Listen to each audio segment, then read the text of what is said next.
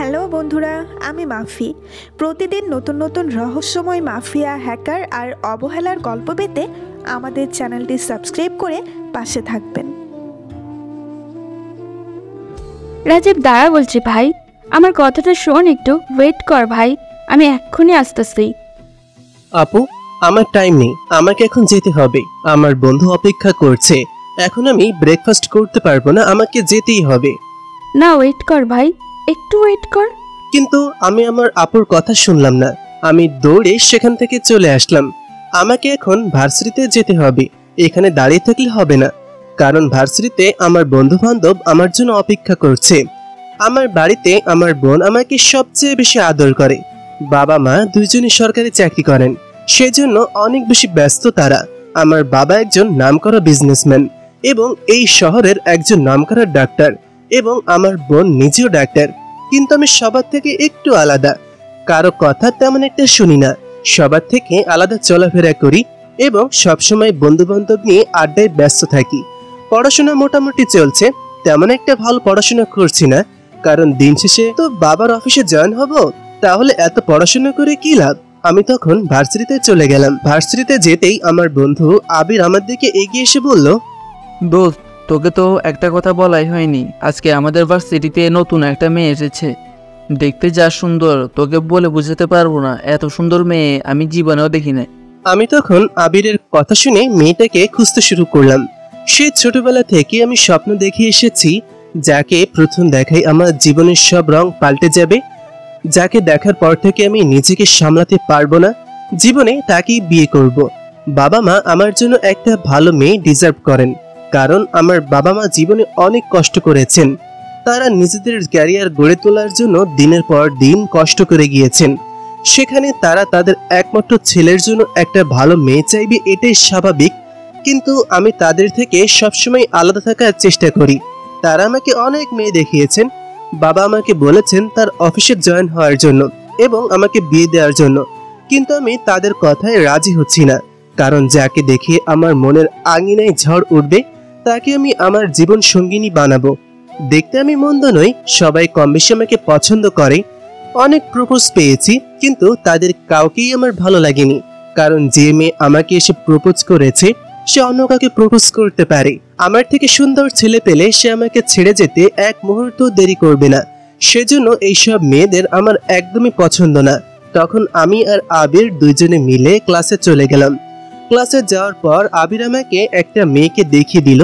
মেয়েটার দিকে তাকাতেই আমি কিছুক্ষণের জন্য নিজের চোখকে বিশ্বাস করতে পারছিলাম না। মুখ থেকেই অজান্তে বেরিয়ে আসলো অসাধারণ। মেয়েটা যখন কথা বলছিল তার মুখ থেকে যেন মধু ঝরে পড়ছিল। আমি তার দিকে এক অন্যরকম দৃষ্টিতে তাকিয়ে আছি। এটা দেখার পর আবির আমাকে ধাক্কা দিল, কিন্তু আমি মনে করলাম না, আমি সোজা মেয়েটার দিকে তাকিয়ে আছি। মেয়েটা বসে কথা বলতেছে দিহার সাথে। আমি তখন সামনে দাঁড়িয়ে থাকলাম, যে করেই হোক মেয়েটার ব্যাপারে জানতে হবে। এরপর আমরা দুইজন ক্লাসে গিয়ে বসলাম। মেয়েটার দিকে এক নজরে তাকিয়ে আছি। তখন আবির আমার পাশে এসে বসলো এবং বলল, তাহলে এতদিনে আমাদের ভাবি পেলাম, মেয়েটাকে দেখার পর তো দেখেছি আমাকে ভুলে গেছিস। আমি যে তোর পাশে বসে আছি সেই দিকে তোর খেয়ালই নেই। আবিরের কথা শুনে আমি আবিরের দিকে তাকালাম। আবিরের দিকে তাকাতেই দেখলাম আমার দিকে তাকিয়ে আছে। আমি তখন তাকে বললাম, সত্যি এই মেয়েটাকে দেখার পর আমার ভেতরে একটা অদ্ভুত শিহরণ অনুভূত হচ্ছে, যেটা কেমন সেটা আমি বলতে পারবো না। কিরকম সেই অসাধারণ অনুভূতি। তাহলে আর দেরি করছিস কেন? সরাসরি গিয়ে মেয়েটাকে প্রপোজ করে ফেল। তুই কি দেখতে কম সুন্দর নাকি? আমাদের ছেলেদের মধ্যে সবচেয়ে সুন্দর তুই। তোকে অ্যাকসেপ্ট করবে না এরকম কোনো মেয়ে আবার আছে নাকি? ধুর, কি বলিস? এভাবে যদি কোনো মেয়েকে প্রপোজ করে দিই তাহলে সে আমাকে খারাপ ভাববে। আমি কখনোই এভাবে নিজের ভালোবাসার মানুষকে প্রপোজ করব না। আমি তার ব্যাপারে আগে জানবো, সে কি পছন্দ করে কি অপছন্দ করে সেই বিষয়ে আমাকে জানতে হবে। আমি নিজে থেকে তাকে প্রপোজ করব না। সে যেন তার অঙ্গভঙ্গিতে আমাকে বুঝিয়ে দেয় সে আমাকে পছন্দ করে, তখন আমি তাকে প্রপোজ করব। তখন আমার ফেল হওয়ার চান্স খুব কম থাকবে, কারণ এমনি এমনি কোনো মেয়েকে প্রপোজ করে দিলে সে রাজি নাও হতে পারে, অথবা তার সাথে অন্য কারো বিয়ে ঠিক থাকতে পারে। তাই আমি সরাসরি তাকে নিয়ে প্রপোজ করে তাকে অসুবিধার মধ্যে ফেলতে চাই না। ধুর, কি বলিস দোস্ত? তোর মতো ছেলেকে অ্যাকসেপ্ট করবে না এরকম মেয়ে আবার আছে নাকি? তুই যা আগে প্রপোজ কর, আমি বলছি তোকে অ্যাকসেপ্ট করবে। আমি তখন আবিরের কথায় নজর দিলাম না। আমি ইচ্ছে মতন মেয়েটাকে দেখতে শুরু করলাম। ওইদিকে প্রফেসর লেকচার দিয়েই যাচ্ছেন, আমি তার দিকে একবারও তাকাচ্ছি না। আমি শুধু মেয়েটার দিকে তাকিয়ে আছি। যখন ক্লাস শেষ হয় তখন আমি আর আবির গিয়ে বাইরে একটু বসলাম। একটু পর দিহা যেতে শুরু করলো। আমি তখন ডাক দিলাম, এই দিহা এদিকে আয়। দিহা তখন আমার দিকে এগিয়ে আসলো। আমার দিকে এগিয়ে এসে আমার দিকে কিছুক্ষণ তাকিয়ে থাকলো, এরপর বলল, কি ব্যাপার, আজকে হিরো সাহেব দেখি আমাকে ডাক দিলেন, কি জন্য বল? একটু ভাব নিয়ে দিহার দিকে তাকিয়ে বললাম, দোস্ত তোকে আমি ডাকবো না তো কাকে ডাকবো? আমি জানি একমাত্র তুই আমাকে হেল্প করতে পারিস, তাই অন্য মেয়েদের থেকে তোকে আমি একটু বেশি পছন্দ করি। তুই কি সেটা বুঝিস না? দোস্ত তোর পায়ে জড়ি, এরকম তেল মারতে আমাকে হবে না। তুই আমাকে সরাসরি বল, আমাকে এখন বাসায় যেতে হবে, তুই তাড়াতাড়ি বল কি, না হলে আমি চলে যাচ্ছি। আরে কি বলিস দোস্ত, আমাকে হেল্প না করে চলে যাবি মানে? আমি তো তোকে এই কথাটা জিজ্ঞাসা করার জন্য ডেকেছি যে তোর পাশে যে মেয়েটা আজকে বসে কথা বলছিলি সেই মেয়েটার নাম কি, আর মেয়েটা কোথা থেকে এসেছে? এই কথা শোনার পর দিহা কিছুক্ষণ আমার দিকে তাকিয়ে থাকলো। আমি তখন তাকে রিকোয়েস্ট করার মতন তাকিয়ে দেখলাম। তখন সে আমার দিকে তাকিয়ে বলল, আমি ওর ব্যাপারে বেশি জানি না, আজকেই পরিচয় হলো, আজকে তো নতুন এসেছে ইউনিভার্সিটিতে, তাই তবে আমি ওর নামটা জানি, ওর নাম হচ্ছে রিয়া চৌধুরী, তবে মেয়েটা অনেক ভালো। সেই জন্যই তো আমার প্রথম দেখাতেই পছন্দ হয়ে গিয়েছে। আমি এখন পর্যন্ত কোনো মেয়েকে তেমন একটা পছন্দ করিনি, কিন্তু এই মেয়েটাকে দেখার পর আমার মনের ভেতর এক অদ্ভুত শিহরণ কাজ করতে শুরু করেছে। আমি কিছুতেই বুঝতে পারছি না কি হচ্ছে আমার মনের ভেতর। হয়েছে, ওই মেয়েটার পেছনে আর ঘুরতে হবে না। মেয়েটাকে যতদূর দেখে মনে হলো অনেক সম্ভ্রান্ত পরিবারের একটা মেয়ে। তোদের মতো এরকম ফাজিল ছেলেদের ও কোনোদিনই পছন্দ করবে না। আমি ভুল করলে সবাই ভুল করবে না। এই তুই কি বললি? আমরা ফাজিল ছেলে তাই না? তোর কত বড় সাহস! তুই আমার বন্ধুকে চিনিস? আমার বন্ধু হয়তো চরিত্রে সামান্য একটু ঝামেলা আছে, কিন্তু অন্য দিক থেকে তার পরিবার সম্পূর্ণ সম্ভ্রান্ত পরিবার। তুই কি আমাদের রাস্তার ছেলে ভেবেছিস? এই তোকে কে কথা বলতে বলেছে? তোকে বলছি না তুই আমার সাথে কথা বলবি না? তোকে আমার একদম পছন্দ নয়। সারাদিন ওর পেছনে ঘুরে সময় নষ্ট করিস। তুই কেন আমার সাথে কথা বলতে এসেছিস? চুপচাপ এখানে দাঁড়িয়ে আছিস, দাঁড়িয়ে থাক, আমি তোর সাথে কথা বলছি না। দোস্ত, আমরা কিন্তু এখন মাথায় রাগ উঠে যাচ্ছে, মেয়েটাকে আমার সামনে থেকে চলে যেতে বল, না হলে কিন্তু আমি এই মেয়েটাকে একদম খুন করে ফেলবো। তুই আমাকে খুন করবি তাই না? সাহস থাকলে আমার গায়ে স্পর্শ করে দেখা, তোকে আমি শেষ করে দিব। তোর কত বড় সাহস তুই আমাকে খুন করার কথা বলিস? এই দিহাকে খুন করবি? তোর কত বড় সাহস আজকে আমি দেখতে চাই। আমি তখন তাদের এইসব ঝগড়া দেখে তাদের দুজনের দিকে তাকিয়ে আছি। দুজনের মধ্যে আমি বিচারকের ভূমিকা পালন করছি, কিন্তু বিচারক নিস্তব্ধ, কোনো কথা বলছে না। তখন তারা দুইজন কিছুক্ষণ ঝগড়া করার পর ক্লান্ত হয়ে গেল। এরপর আবির বলল, দোস্ত, আমি আর পারবো না। এই মেয়েটার সাথে তুই আমাকে এখান থেকে নিয়ে চল, না হলে এই মেয়েটাকে আমি শেষ করে দিব। পরে কিন্তু আমাকে মার্ডার মামলায় আসামি হতে হবে, আর আমি খুনি হতে চাই না এত তাড়াতাড়ি, কারণ আমাকে এখনো অনেক মেয়ে পছন্দ করে। যে এই না চেহারা, ওর নাম রাখছে পেয়ারা। তোর মতো ছেলেকে কে পছন্দ করবে আমার জানা আছে। ওইসব রাস্তার মেয়েদের আমার খুব ভালো করে জানা আছে। হ্যাঁ, আমি জানি আপনি তো একদম বিশ্ব সুন্দরী, তাই সেই জন্য আপনাকে পছন্দ করার মতো রাজকুমাররা বসে আছে। যান আপনার রাজকুমারের কাছে, দেখবেন হয়তো তারা জুতা মোছার জন্য রাখবে না। এই তোরা থামবি, না হলে কিন্তু আমি তোদের এখান থেকে চলে যাব। দিহা, তুই বাড়ি যাবি না বললি, তাহলে এখানে দাঁড়িয়ে আছিস কেন? তাড়াতাড়ি বাড়িতে যা। হ্যাঁ, আমি চলে যাচ্ছি, আর তোর ওই চামচাকে বলে দিবি চুপচাপ থাকতে। যদি আমার সামনে আরেকদিন বেশি কথা বলে তাহলে আমি কিন্তু একদম ওকে খুন করে ফেলবো। বলেই দিহা সেখান থেকে চলে গেল। আসলে দুইজন দুজনকে অনেক ভালোবাসে, কিন্তু তাদের মধ্যে একটা ঝামেলা হয়, সেই জন্য দিহা আবিরকে ভুল বুঝে। কিন্তু আমরা চেষ্টা করছি দিহাকে বোঝানোর, কিন্তু দিহা বুঝতে চায়নি। আবির ওই দিন একটা মেয়েকে সাহায্য করার জন্য তার একটা ফর্ম ফিল আপ করে দিচ্ছিল, কিন্তু দিহা এটা দেখে ফেলে এবং ভাবে তাদের দুজনের মধ্যে কোনো সম্পর্ক আছে। এরপর থেকে আবির অনেক বোঝানোর চেষ্টা করেছে, কিন্তু কিছুতেই সে বুঝতে চায়নি। এরপর থেকে দুজনের মধ্যে একরকম ঝগড়া লেগেই থাকে, কিন্তু দুজন দুজনের বিপদে সবার আগে এগিয়ে আসে, কিন্তু কারোর সামনে সেটা প্রকাশ করতে চায় না। এখন আমি জানি যে তারা দুজন দুজনকে ভালোবাসে, কিন্তু কেউ কারো সামনে সেটা স্বীকার করে না, কারণ নিজের আত্মসম্মান বিসর্জন দিতে হবে। সেজন্য আমি আবিরকে অনেক বুঝিয়েছি, কিন্তু কিছুতেই বুঝতে পারছে না। দিহা চলে যাওয়ার পর আমি আবিরের দিকে তাকিয়ে বললাম, এইভাবে আর কতদিন মেয়েটার সাথে ঝগড়া করবি? এখন তো তোদের এইসব ঝগড়া বন্ধ করা দরকার। তোরা কি এখনো বাচ্চা আছিস নাকি যে নিজেদের মধ্যে যা হয়েছে এটা সমাধান করার চেষ্টা করিস না কেন? আমি চাই না এসব সমাধান করতে। ওই মেয়েটাকে আমি একদম সহ্য করতে পারি না। আমি তাকে কত বোঝানোর চেষ্টা করেছি, আর ওর পেছনে আমি ঘুরবো না, অনেক ঘুরেছি ওর পেছনে, কিন্তু ও উল্টো আমাকে সবার সামনে অপমান করেছে।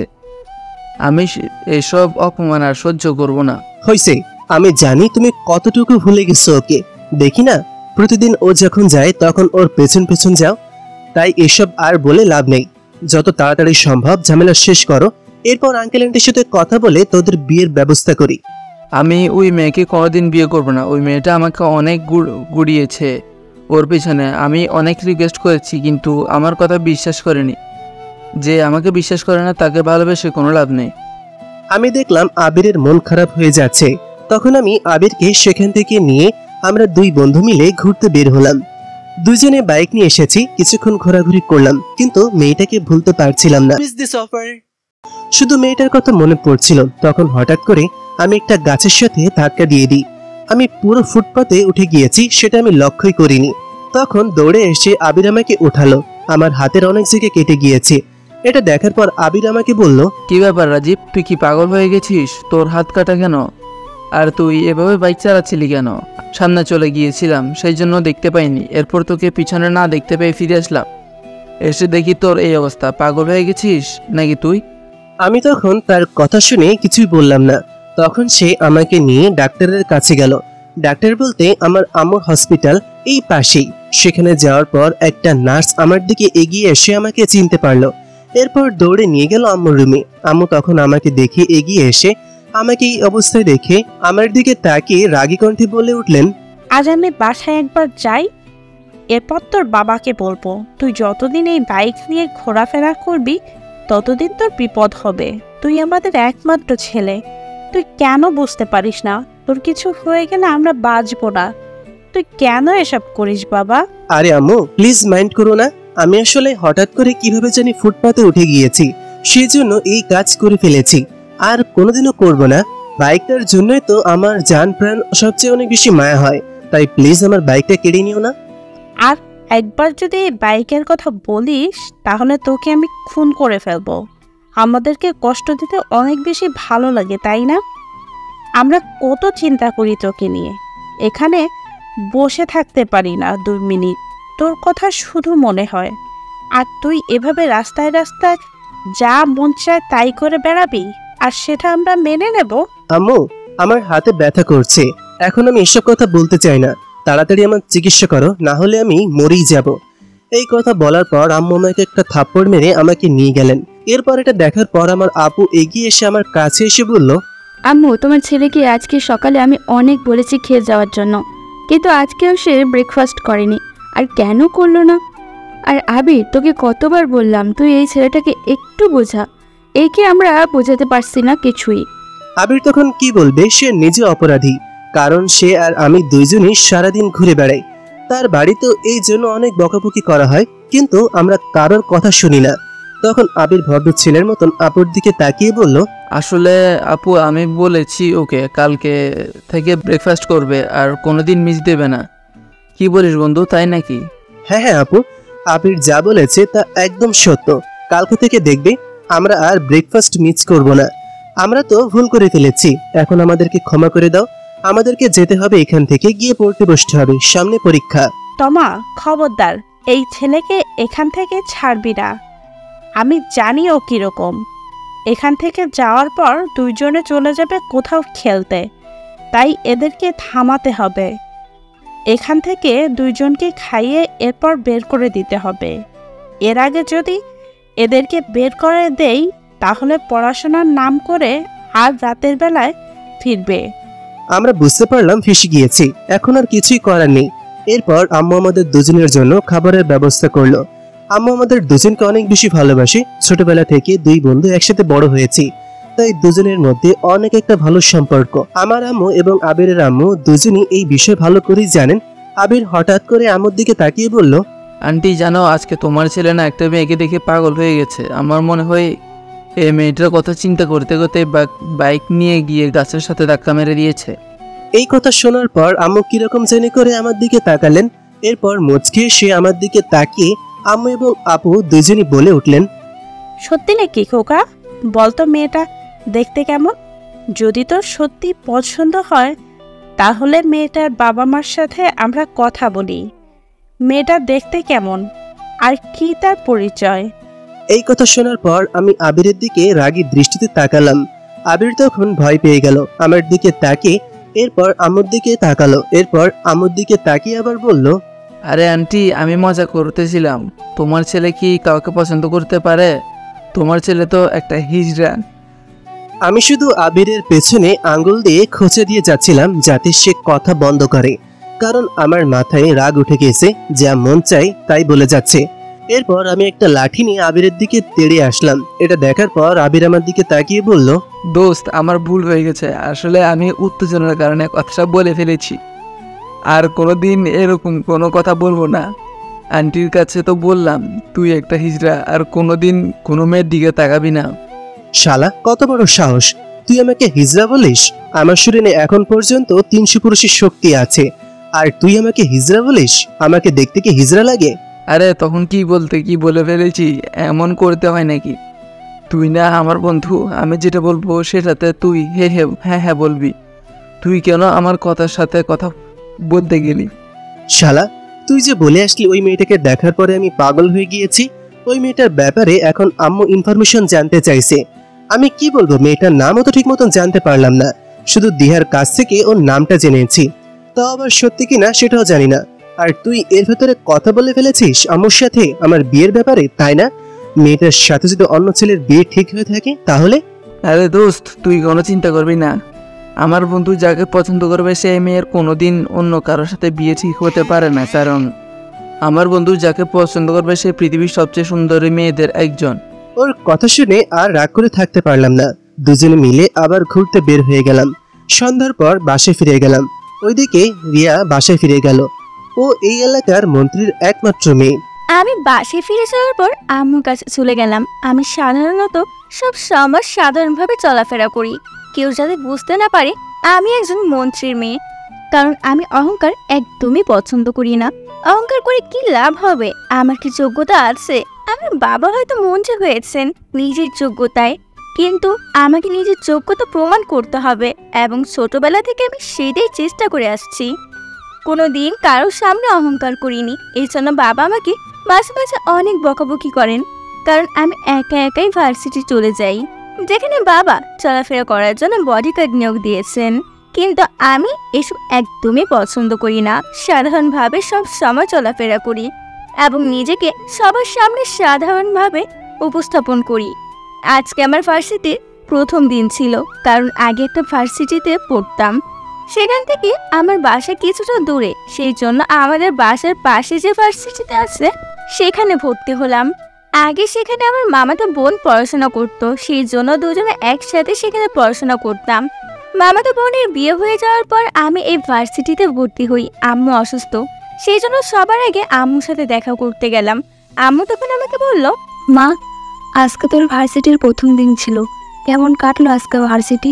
আম্মু তুমি কোনো চিন্তা করো না, অনেক ভালো কেটেছে ভার্সিটির। সবাই আমাকে বন্ধুর মতো দেখেছে। আমার মনেই হচ্ছিল না আজকে আমি নতুন, মনে হচ্ছে অনেক দিন থেকে তাদের সাথে আমার পরিচয় আছে। আম্মু তখন আমার মাথায় হাত বুলাতে বুলাতে বলল, তোকে নিয়ে অনেক চিন্তায় থাকি মা। আমি তো তোর ঠিক মতো খেয়াল রাখতে পারিনি। জন্মের পর থেকে তোকে ঠিক মতো আদর যত্নও করতে পারিনি। কি করব, আল্লাহ যে আমাকে অসুস্থ করে দিয়েছেন। আমি তখন আম্মুকে জড়িয়ে ধরলাম। আমার আম্মু হাঁটতে পারে না। আমার যখন জন্ম হয় তখন আম্মুর শরীরের কিছু অসুবিধা দেখা যায়, যার ফলে আম্মুর একটা অপারেশন করানো হয়, এবং অপারেশনের পর আম্মুর শরীর আরও অসুস্থ হয়ে পড়ে। এভাবে দেখতে দেখতে আম্মুর একটা পা পুরো প্যারালাইজড হয়ে যায়। এরপর থেকে হাঁটতে পারে না, হুইল চেয়ার ব্যবহার করেন। মাঝে মাঝে আমার অনেক কষ্ট হয়, কারণ আমার জন্ম দিতে গিয়ে আমার মা এরকম অসুস্থ হয়ে পড়েছেন। আমার মা দেখতে অনেক বেশি সুন্দর, সবাই বলে আমি আমার মায়ের মতো হয়েছি, সেই জন্য আমার অনেক বেশি কষ্ট হয়। এরকম একজন সুন্দর মহিলা আর সে কিনা হাঁটতে পারে না। আমি তখন আম্মুকে জড়িয়ে ধরে বললাম, প্লিজ আম্মু, এরকম কথা বলো না। আমার নিজের অনেক বেশি কষ্ট হয়, কারণ তুমি আমাকে জন্ম দিতে গিয়ে এরকম অসুস্থ হয়ে পড়েছো। আমি যদি এই পৃথিবীতে না আসতাম তাহলে হয়তো তোমাকে এই অসুস্থতার মধ্যে পড়তেই হতো না। কি বলছিস মা? তুই আমার একমাত্র মেয়ে। তোর মতো মেয়ে এই পৃথিবীতে দুইটা হয় না। তবে একটা কথা মনে রাখবি মা, কোনোদিন অহংকার করবি না। আমি তোর বাবাকে নিয়ে সুখে থাকতে পারছি না, কারণ সে অনেক বেশি অহংকার করে, সবার সামনে নিজেকে বড় প্রমাণ করার চেষ্টা করে। এসব করবি না মামনি। আমরা যা সাধারণ মানুষও তা, কারণ সবার শরীরে লাল রক্ত। 2 দিন হয়তো পৃথিবীতে অহংকার দেখানো সম্ভব, কিন্তু পরবর্তী সময়ে আমার মতো যদি কেউ অসুস্থ হয়ে পড়ে তাহলে সে বুঝতে পারে পৃথিবীতে কতটা অসহায়। তাই এরকম কাজ কোনোদিন করবি না। আম্মু, তুমি চিন্তা করো না, আমি তোমার শিক্ষা সব সময় আমার সাথে রাখি। আমি কোনো দিন অহংকার করব না, এটা তুমি মনে রাখবে। আর আমি তো বললাম আমি কোনো ধনী লোককে বিয়ে করব না। যদি বিয়ে করতে হয় তাহলে একটা দিনমজুর ছেলেকেই বিয়ে করব, যে আমার সুখে রাখতে পারবে। আমার এত টাকা পয়সা কিচ্ছু প্রয়োজন নেই, আমি সুখে থাকতে চাই। দোয়া করি মা, আমার মেয়ের স্বপ্ন যেন পূরণ হয়। আমি আমার মেয়েকে সুখী দেখতে চাই। আমি তখন আম্মুকে জড়িয়ে ধরে কিছুক্ষণ বসে রইলাম। এই যে আমার প্রতিদিনের কাজ, যেখানে যাই না কেন আসার পর আম্মুর সাথে বসে কিছুক্ষণ কথা বলি, কারণ আম্মু সবসময় একা থাকি। বাবা প্রশাসনিক কাজে অনেক বেশি ব্যস্ত থাকেন, সেই জন্য আম্মুকে সময় দিতে পারেন না। আম্মু একা একা থাকতে থাকতে বিরক্ত হয়ে গেছেন, বাবারও হয়তো বিরক্তি চলে এসেছে। সেই জন্য আম্মুর সাথে ঠিকমতো কথাও বলে না, সব সময় রাগারাগি করেন, যেটা আমার একদমই পছন্দ না। কেন এরকম হয় আর কেন এরকম করেন সেটা আমি কিছুই বুঝতে পারি না। এই জন্য আমি সিদ্ধান্ত নিয়েছি কোনো দিন কোনো ধনী ছেলেকে বিয়ে করব না। কি হবে ওই বড়লোক ছেলেকে বিয়ে করে যদি আমি সুখী থাকতে না পারি? সারাদিন যদি সে ব্যস্তই থাকে, আমার নিজেকে সময় দিতে পারে না, তাহলে আর তার সাথে আমার বিয়ে হওয়ার কোনো দরকারই নেই। আমি সারা জীবন একা থাকবো, কিন্তু কোনো ধনী ছেলেকে বিয়ে করব না, কারণ সে টাকা পয়সা এনে দিতে পারবে কিন্তু আমাকে সুখ এনে দিতে পারবে না। আর আমি সুখী হতে চাই, আমি বড়লোক হতে চাই না, কারণ আমার কোনো কিছুর চাহিদা নেই। সারাদিন যদি না খেয়ে থাকি তাতেও কোনো দুঃখ নেই, যদি মানুষটা আমাকে সময় দিতে পারে। আমি তখন নিজের রুমে গিয়ে ফ্রেশ হলাম। ফ্রেশ হওয়ার পর ড্রেস পাল্টে রান্নাঘরে আসলাম, এসে নিজের হাতে রান্না করলাম, কারণ আমাদের বাসার অনেক কাজের লোক আছে। কিন্তু আমি চাই সব সময় নিজের রান্না করে আমার আম্মুকে খাওয়ানোর জন্য, কারণ কাজের লোকেরা যতই আম্মুকে সেবা করুক না কেন সেটা তার টাকার জন্য করবে, সেটা তার অন্তর দিয়ে করবে না। কিন্তু আমি যেটা আমার আম্মুর জন্য করব সেটা আমার নিজের অন্তর থেকে করব। আমি রান্না করে আম্মুর রুমে নিয়ে গেলাম, আম্মুকে খাইয়ে দিয়ে আম্মুকে নিয়ে কিছুক্ষণ বাগানে ঘোরাঘুরি করলাম। এরপর আবার বাসায় ফিরে আসলাম, কালকে সকালে আবার ভার্সিটিতে যেতে হবে। রাতের বেলা বাবা ফিরে আসলো। বাবা ফিরে আসার পর দেখলাম আম্মু ঘুমিয়ে গেছে, সেই জন্য আমি গিয়ে দরজা খুলে দিলাম। দরজাটা খোলার পর আমি বাবার শরীর থেকে একটা দুর্গন্ধ পেলাম। আমি বুঝতে পারছিলাম বাবা আজকেও ড্রিঙ্কস করে এসেছে। আমি তখন বাবার দিকে তাকিয়ে বললাম, বাবা তুমি এটা কি করলে? তুমি আজকেও মদ খেয়ে এসেছো? তোমার উপর এই এলাকার মানুষের দায়িত্ব দিয়েছে তাদের সেবা করার জন্য, কিন্তু তুমি যদি এভাবে নিজের দায়িত্ব অবহেলা করো তাহলে কিভাবে হবে? তুমি এই এলাকার একজন দায়িত্বশীল, তোমার ব্যবহার যদি এরকম হয় তাহলে এলাকার মানুষ তোমাকে দেখে কি শিখবে? বাবা কোনো কথা বলতে পারছিল না, ঠিকমতো তাড়াতেই পারছিল না। আমার দিকে তাকিয়ে তখন বলল, আমি তোকে বলেছি না তুই আমার ব্যাপারে কোনো কথা বলবি না। আমি যেরকম ইচ্ছা সেই রকম চলবো। আমার ব্যাপারে কথা বলার অধিকার এই পৃথিবীর কারণ নেই। তাই যেটা বলছি সেটা শোন। আমাকে এখন নিজের রুমে নিয়ে যা। আমি তখন বাবাকে নিজের রুমে নিয়ে গেলাম। সেখানে নিয়ে যাওয়ার পর বাবাকে নিজের রুমে শুইয়ে দিয়ে আমি আমার রুমে চলে আসলাম। বাবা দিনের বেলায় এরকম থাকেন এবং রাতের বেলায় অন্যরকম। দিনের বেলায় সম্পূর্ণ আলাদা, একজন কর্মব্যস্ত মানুষ, সকল কাজ ঠিক মতো করে আমাকে এত বেশি আদর করে যেন মনে হয় আমি পৃথিবীর সবচেয়ে আদরে থাকা একজন সন্তান। কিন্তু রাতের বেলা হলেই বাবা মাঝে মাঝে মদ খেয়ে বাসায় ফিরেন। তার নিজের মনের চাহিদাগুলো হয়তো পূরণ হয় না, কিন্তু কিভাবে হবে? কারণ মানুষটারই তো সময় দেওয়া হয় না। আমি তখন নিজের রুমে বসে কিছুক্ষণ চুপচাপ বসে রইলাম, এরপর শুয়ে পড়লাম। আজকে ভার্সিটিতে এসেছি। ভার্সিটিতে আসার পর প্রথম দিয়ার সাথে দেখা করলাম। আজকে আবিরকে সাথে করে নিয়ে আসি নাই, কারণ সে আসার পরে ঝামেলা শুরু করে দিবে ওর সাথে। সেই জন্য ওকে আলাদা করে দিয়ার সাথে দেখা করলাম। দোস্ত, আমাকে একটা হেল্প কর। আমি মেয়েটাকে দেখার পর আর নিজেকে সামলাতে পারছি না, প্লিজ আমাকে একটা হেল্প কর না। আচ্ছা ঠিক আছে, করবো, বল কি করতে হবে। আসলে দোস্ত, তোকে মেয়েটার ব্যাপারে সব ইনফরমেশন জোগাড় করতে হবে। মেয়েটা কোথায় থেকে কি করে সবকিছু আমাকে এসে বলবি, আর আমার ব্যাপারে কোনো কথা বলবি না। আমি ওর ব্যাপারে আগে থেকে সবকিছু জানতে চাই। আমার কথা জিজ্ঞাসা করলে বলবি আমি সাধারণ একটা ছেলে, গ্রাম থেকে এখানে এসে পড়াশোনা করছে, আর কিছুই বলবি না। আচ্ছা ঠিক আছে, তো তোর এই বন্ধুকে বলে দিবি আমার সাথে কথা না বলতে, কারণ ওর সাথে কথা বলতে আমার একদম ভালো লাগে না। আচ্ছা দিহা, তুই কেন বুঝতে পারছিস না আবির তোকে ভালোবাসে? তোরা দুজন এখন প্রাপ্তবয়স্ক। তোরা যদি এরকম বাচ্চাদের মতন আচরণ করিস তাহলে কিভাবে হবে? দুজনের মধ্যে যে ঝামেলা হয়েছে, একজন নিজের ভুল স্বীকার করলে তো সেটা সমাধান হয়ে যায়। কেন এরকম করছিস? আমি ভুল করিনি, তাহলে আমি কেন ভুল স্বীকার করব? তোর বন্ধু ভুল করেছে, সেই জন্য তুই তোর বন্ধুকে বোঝা। দিহা, একতরফা কথা বলবি না। আমি জানি তোরা দুজনই ভুল করেছিস, দুজনেই দুজনকে ভুল বুঝেছিস। আমি জানি আবিরের সাথে আর কারোর সম্পর্ক নেই। আবির এখনো পর্যন্ত তোকেই ভালোবাসে। তুই যখন ভার্সিটিতে আসিস না, তখন তোর বাসার সামনে গিয়ে দাঁড়িয়ে থাকে, খোঁজ নিতে শুরু করে ছেলেটা তোর ব্যাপারে। হয়তো নিজের ভালোবাসার বহিঃপ্রকাশ ঘটাতে পারছে না তোর সামনে, সেজন্য তোকে সেটা খুঁজে বের করতে হবে। আবিরের মতন ছেলে তুই পাবি না। কেন বুঝতে পারছিস না? ছেলেটাকে কষ্ট কেন দিচ্ছিস? দিহা আমার কথা শুনে কিছুক্ষণ আমার দিকে তাকিয়ে থাকলো। আমি তখন তার দিকে তাকিয়ে আবার বললাম, দিহা, এখনো সময় আছে, সবকিছু ঠিক করে নে, না হলে কিন্তু পরে ঝামেলা হতে পারে। কারণ মানুষের সামনে সবসময় সুযোগ করা থাকে না। কিন্তু আমি কিভাবে আবিরের সামনে গিয়ে দাঁড়াবো? আমি ওকে ভুল বোঝাচ্ছি, আরও আমার সাথে অনেক খারাপ ব্যবহার করেছে। এতদিন ধরে ওর সাথে আমার ঝামেলা চলে আসতেছে, এখন হঠাৎ করে ওকে গিয়ে কিভাবে বলবো? তোকে এই বিষয়ে কোনো চিন্তা করতে হবে না। আমি আবিরকে বুঝিয়ে যে করেই হোক তোদের দুজনকে আবার এক করে দিব। কারণ তোদের দুজনের এইসব মারামারি আমার আর একদম সহ্য হচ্ছে না। আমি বিচারকের ভূমিকা পালন করতে করতে দিন দিন সত্যি বিচারক হয়ে যাব। দোস্ত প্লিজ, ওর সাথে আমার ঝামেলাটা শেষ করে দে। আমি আর একা থাকতে পারছি না। আমি ওকে কষ্ট দিয়ে নিজেও শান্তিতে থাকতে পারছি না।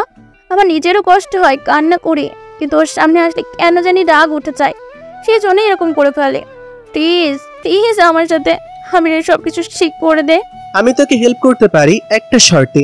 তুই যদি আমাকে হেল্প করতে পারিস তাহলে আমি নিশ্চয়ই আবিরের সাথে কথা বলে আমার সব ঝামেলার সমাধান করে দিব। দুজনের মধ্যে আর কোনো ঝামেলা থাকবে না। আচ্ছা ঠিক আছে, তুই চিন্তা করবি না, তুই যেরকম বলবি সেরকমই করবো। তুই আগে আবিরের সাথে আমার ঝামেলাটা শেষ করে দে, এরপর আমি নিজে রিয়ার সাথে কথা বলে সবকিছু তোকে এসে জানাবো। আমি তখন ক্যাম্পাসে দাঁড়িয়ে আবিরের অপেক্ষা করতে শুরু করলাম। একটু পরে সে বাইক নিয়ে আসলো। আমি তখন তার পাশে গিয়ে তাকে নিয়ে একটু বসলাম। এরপর দুজন মিলে সিঙ্গাড়া খেতে শুরু করলাম আর গল্প করছিলাম। তখন আমি তার দিকে তাকিয়ে বললাম, আবির, আমি দিহার সাথে কথা বলেছি। দিহা নিজের ভুল বুঝতে পেরেছে। তুই কেন এরকম করতেছিস? দুজনের মধ্যে তো অনেক বেশি ভালো সম্পর্ক ছিল, তাহলে কেন এরকম করছিস? সবকিছু কি আগের মতন করে নেওয়া যায় না? দোস্ত, আমি ওকে এখনো ভালোবাসি, সেটা তুই জানিস, কিন্তু যদি এভাবে আমাকে ভুল বুঝে তাহলে আমি কিভাবে ওর সাথে সম্পর্ক রাখবো? ও যদি আমাকে এরকম মাঝে মাঝে দেখার পর আমার কোনো কথা না শুনে আমার ব্যাপারে ভুল সিদ্ধান্ত নিয়ে ফেলে, তাহলে আমি কিভাবে বাঁচবো বল? তোর ব্যাপারটা আমি বুঝতে পেরেছি বন্ধু, কিন্তু কি করব? মেয়েরা তো অনেক সন্দেহপ্রবণ। তারা নিজের ভালোবাসার মানুষকে ঠিক মতন বিশ্বাস করতে পারে না, তবে তাদের ভালোবাসা মিথ্যা হয় না। আমি চাই তোদের দুজনকে আবার আগের মতন এক করে দিতে। আমার সাথে আয়। বলেই আমি আবিরকে টানতে টানতে নিয়ে গেলাম দিহার সামনে। আবিরের দিকে তাকিয়ে আছে দিহা। আমি তখন দিহার দিকে তাকিয়ে বললাম, দিহা, ভালোবাসার মানুষ এরকম করে হয় না, আমি জানি। তোরা দুজন দুজনকে অনেক বেশি ভালোবাসিস, কিন্তু এরকম যদি একজন অপরজনকে সন্দেহ করিস তাহলে তোদের ভালোবাসা বেশি দিন টিকবে না। ভালোবাসা হচ্ছে নিজের ভালোবাসার মানুষকে বিশ্বাস করা। যেখানে বিশ্বাস নেই সেখানে ভালোবাসা কোনোদিনও থাকতে পারে না। আর মানুষের মধ্যে যদি একবার সন্দেহ ঢুকে যায় তাহলে সেটা খুব ভয়ঙ্করভাবে তাকে পরাস্ত করে। ভালোবাসার মধ্যে সন্দেহ হচ্ছে ঠিক একটা কাঁচের জিনিসের ওপর। যেমন একটা ছোট্ট আঘাতে যদি কখনো হাত থেকে একটা কাঁচের জিনিস মাটিতে পড়ে যায়, তাহলে সেটা তোলার পর সেই কাঁচের মধ্যে যখন একটা চির ধরে যায় সেটা আর কোনোদিন মিটে না। যতই সেটাকে মেরামত করা হোক না কেন সেটা কোনোদিনই যাবে না। আমি চাই তোরা দুজন দুজনকে যেভাবে ভালোবাসবি সেভাবে বিশ্বাস করবি, কারণ যেখানে বিশ্বাস নেই সেখানে ভালোবাসা নেই। আমার কথা শুনে দিহা আমার দিকে তাকালো, এরপর আবিরকে জড়িয়ে ধরে কান্না করতে করতে বলল, আবির, আমি তোমাকে অনেক বেশি ভালোবাসি, কিন্তু আমি ভুল করে ফেলেছি। আমি তোমাকে সন্দেহ করেছি, কথা দিচ্ছি আর কোনোদিন তোমাকে সন্দেহ করব না, তোমাকে বিশ্বাস করব, তোমার আগে সব কথা শুনবো, আর কোনোদিন তোমাকে ভুল বুঝে কষ্ট দিব না, প্রমিস। আমি যা করেছি তার জন্য আমি অনুতপ্ত, আর কোনোদিন এরকম কাজ করব না। আবির কোনো কথা বলছে না দেখে আমি আবিরের দিকে তাকিয়ে বললাম, কি ব্যাপার? দিহা যখন ক্ষমা চাইছে তাহলে তুই নিজের ভুলগুলো কেন স্বীকার করছিস না? তোর মধ্যেও তো ভুল আছে, সেটা আমি নিজে জানি। আবির তখন দিহাকে শক্ত করে জড়িয়ে ধরে বলল, দিহা, আমাকে ক্ষমা করে দাও, আমিও ভুল করে ফেলেছি, তোমাকে অনেক বেশি কষ্ট দিয়েছি। তোমার সাথে ঝামেলা হওয়ার পর থেকে আমি তোমাকে অপমান করার চেষ্টা করেছি, কিন্তু সত্যি বলছি আমি তোমাকে অনেক বেশি ভালোবাসি। প্রতিটা সময় তোমাকে কষ্ট দেওয়ার পর নিজেও কষ্ট পেয়েছি। তোমার সামনে অভিনয় করতাম, কিন্তু সেই অভিনয় একা করতে পারতাম না, নিজের ভেতরটা ফেটে কান্না আসতো। তাদের দুজনকে আবার একসাথে দেখে আমার নিজের মনের ভেতর অনেক বেশি আনন্দ হচ্ছিল, কারণ তাদের দুজনকে আবার এক করতে পেরেছি। আমি তখন দিহা এবং আবিরের দিকে তাকিয়ে বললাম, এবার আমার একটা ব্যবস্থা করে দে, না হলে আমার আম্মু আমাকে ধরে বিয়ে করিয়ে দিবে। এরপর আমাকে সারা জীবন একটা অপরিচিত মেয়ের সাথে কাটাতে হবে। আমি চাই একজন ভালোবাসার মানুষকে বিয়ে করতে। তুই কোনো চিন্তা করবি না দোস্ত, তোকে আমি একটা হিজড়া খুঁজে বিয়ে দিব। আমি তখন আবিরের দিকে রাগী দৃষ্টিতে তাকালাম। দিহা তখন আমার দিকে তাকিয়ে আবিরের কাছে গিয়ে বলল, এই, তুমি কেন ওকে এইভাবে বলছো? ও আমাদের দুজনের আবার এক করে দিয়েছে। তাকে একটা সাহায্য করা দরকার। আমি রিয়ার সাথে কথা বলবো, রিয়া কোথায় থাকে এবং রিয়ার সম্পর্কে সব ইনফরমেশন এনে তোমাদের কাছে দিব। এরপর তোমরা যা পারো সেটা করবে, যা সাহায্য লাগে আমাকে বলবি। রাজীব, আমি তোকে সাহায্য করব। আমরা তখন অপেক্ষা করতে শুরু করলাম। ক্লাসে গিয়ে বসেছি, আজকে ওই মেয়েটা আসলো। মেয়েটা আজকে একটা নীল ড্রেস পরেছে, তাকে একদম নীল পরীদের মতন মনে হচ্ছিল। আমি তখন অপলক দৃষ্টিতে তার দিকে তাকিয়ে আছি। হঠাৎ করে সে আমার দিকে তাকালো। আমার দিকে তাকাতেই আমি তখন চোখ নামিয়ে নিলাম, কারণ সে হয়তো আমাকে খারাপ ভাবতে পারে। এরপর সে আমার দিকে লক্ষ্য করতে শুরু করলো। সে বারবার আমার দিকে আর চোখে দেখছিল, কিন্তু সেটা আমি বুঝতে পারছিলাম না। আমি শুধু তার দিকে তাকিয়ে আছি। তখন দিহা জিজ্ঞাসা করলো রিয়াকে, আচ্ছা রিয়া, তোমার বাসা কোথায় আর তোমার বাবা মা কি করে? আমি আমার পাশে বসে থাকা দিয়ার প্রশ্ন শুনে তার দিকে তাকিয়ে বললাম, আমার বাবা এই এলাকার মন্ত্রী, কিন্তু আমি তার পরিচয়ে বড় হতে চাই না। আমি নিজের পরিচয়ে বড় হতে চাই। বাবা মন্ত্রী বলে চাই আমি সবার সামনে বড় বড় কথা বলবো, এরকম মানুষ আমি নই। তাই আমার সাথে বিশ্বস্ততার সাথে থাকতে পারো, চাইলে আমার সাথে বন্ধুত্ব করতে পারো। ও আচ্ছা, তাহলে তো খুব ভালো হয়। আসলে এমনি জিজ্ঞাসা করছিলাম, বর্তমান সমাজে তো প্রেম ভালোবাসা এসব নিয়ে সবাই ব্যস্ত থাকে, ঠিক তোমার কিরকম পছন্দ একটু জানতে চাই। আমার পছন্দ বলতে কিছুই নেই, আমি শুধু চাই একজন সৎ মানুষ যে আমাকে সময় দিবে, আমাকে ভালোবাসবে। আমি চাই না টাকা পয়সাওয়ালা কোনো বড়লোক পরিবারের সন্তান, কারণ অধিকাংশ বড়লোক পরিবারের সন্তানরাই হয় অহংকারী এবং বিশ্বাসঘাতক। তাদের বিশ্বাসের কোনো মর্যাদা নেই। তাই আমি চাই একজন সৎ মানুষ। কোনো বড়লোক পরিবারের সন্তানকে আমি বিয়ে করব না, সেটা আমি ছোটবেলা থেকেই প্রতিজ্ঞা করে বড় হয়েছি। কি বলছো তুমি? মানুষ যেখানে বড়লোক পরিবারের সন্তানকে বিয়ে করার জন্য উঠে পড়ে লেগেছে, সেখানে তুমি তাদেরকে ঘৃণা করো? এরকম ঘৃণা করার কারণটা কি জানতে পারি? এইটার জন্য আগে আমার বন্ধু হতে হবে, কারণ আমি বিশ্বস্ত লোক ছাড়া আমার পার্সোনাল কথা কাউকে বলতে পারবো না, কারণ এটা একান্তই আমার ব্যক্তিগত বিষয়। এই কথা বলার পর দিহা আমার দিকে হাত বাড়িয়ে দিয়ে মুচকি হেসে বলল, এটা আবার বলতে হয় নাকি? আমরা দুজন একই ক্লাসে পড়ি, সুতরাং আমরা বন্ধু। আর তুমি বলছো তাহলে আমরা তো এখন থেকে বেস্ট ফ্রেন্ড। আমি তখন তার হাতে হাত মিলালাম, এরপর বললাম, এই ধারণা হওয়ার একটা বিশেষ কারণ আছে, কারণ আমি আমার আম্মুকে দেখেছি কষ্ট করতে। আমার বাবাকে বড়লোক দেখে আমার আম্মুকে বিয়ে দেওয়া হয়েছিল, কিন্তু দিনের পর দিন আমার আম্মুকে কষ্ট করতে দেখেছি। সে হয়তো টাকার কারণে শান্তিতে আছে, কিন্তু সুখে নেই। দিনের পর দিন অবহেলার শিকার হতে হয়েছে। সারা দিন বাবা বিভিন্ন প্রকার প্রশাসনিক কাজে ব্যস্ত থাকেন, আমার মাকে সময় দিতে পারেন না। এরপর আমার জন্মের পর আমার মা প্যারালাইজড হয়ে যান। যার ফলে তার একটি পা অবশ হয়ে যায়। তিনি হাঁটাচলা করতে পারেন না। এরপর থেকে শুরু হয় আরো বেশি অবহেলা। তাহলে এত টাকা পয়সা দিয়ে কি লাভ হলো যদি একটু শান্তি পাওয়া যায় না, একটু আলাদা করে সময় কাটানো যায় না? সারাদিন যদি টাকার পেছনে ঘুরে বেড়ান তাহলে নিজের প্রিয় মানুষটাকে সময় দিবেন কখন? তাই আমি চাই না এত টাকা পয়সা। আমি শুধু চাই এমন একজন মানুষকে যে আমাকে সময় দিবে, আমাকে অবহেলা না করে আগলে রাখবে। ও আচ্ছা, তাহলে তো ভালোই হলো। খুঁজে দেখো, সত্যিকারের মানুষ যদি পাওয়া যায় তাহলে অবশ্যই সম্পর্ক করতে পারবে, কেন নয়? ওইদিকে আমি ক্যাম্পাসে বসে অপেক্ষা করছিলাম কখন আসবে, কখন এসে বলবে সবকিছু। কিন্তু অপেক্ষা করতে শুরু করলাম। একটু পর দিহা আসলো। আমি দিহার দিকে তাকিয়ে জিজ্ঞাসা করলাম, কি ব্যাপার, তুমি কি কিছু জানতে পেরেছো?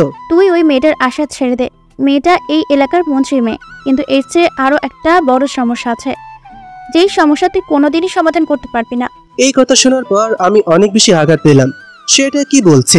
আমি জীবনে কোনো মেয়েকে প্রথম পছন্দ করেছি, আর সেটা যদি না হয় তাহলে আমি তো একদম শেষ হয়ে যাব। সেজন্য আমি দিহাকে জিজ্ঞাসা করলাম, কি ব্যাপার, তুই এসব কি বলছিস? আমার দ্বারা সম্ভব নয় কেন?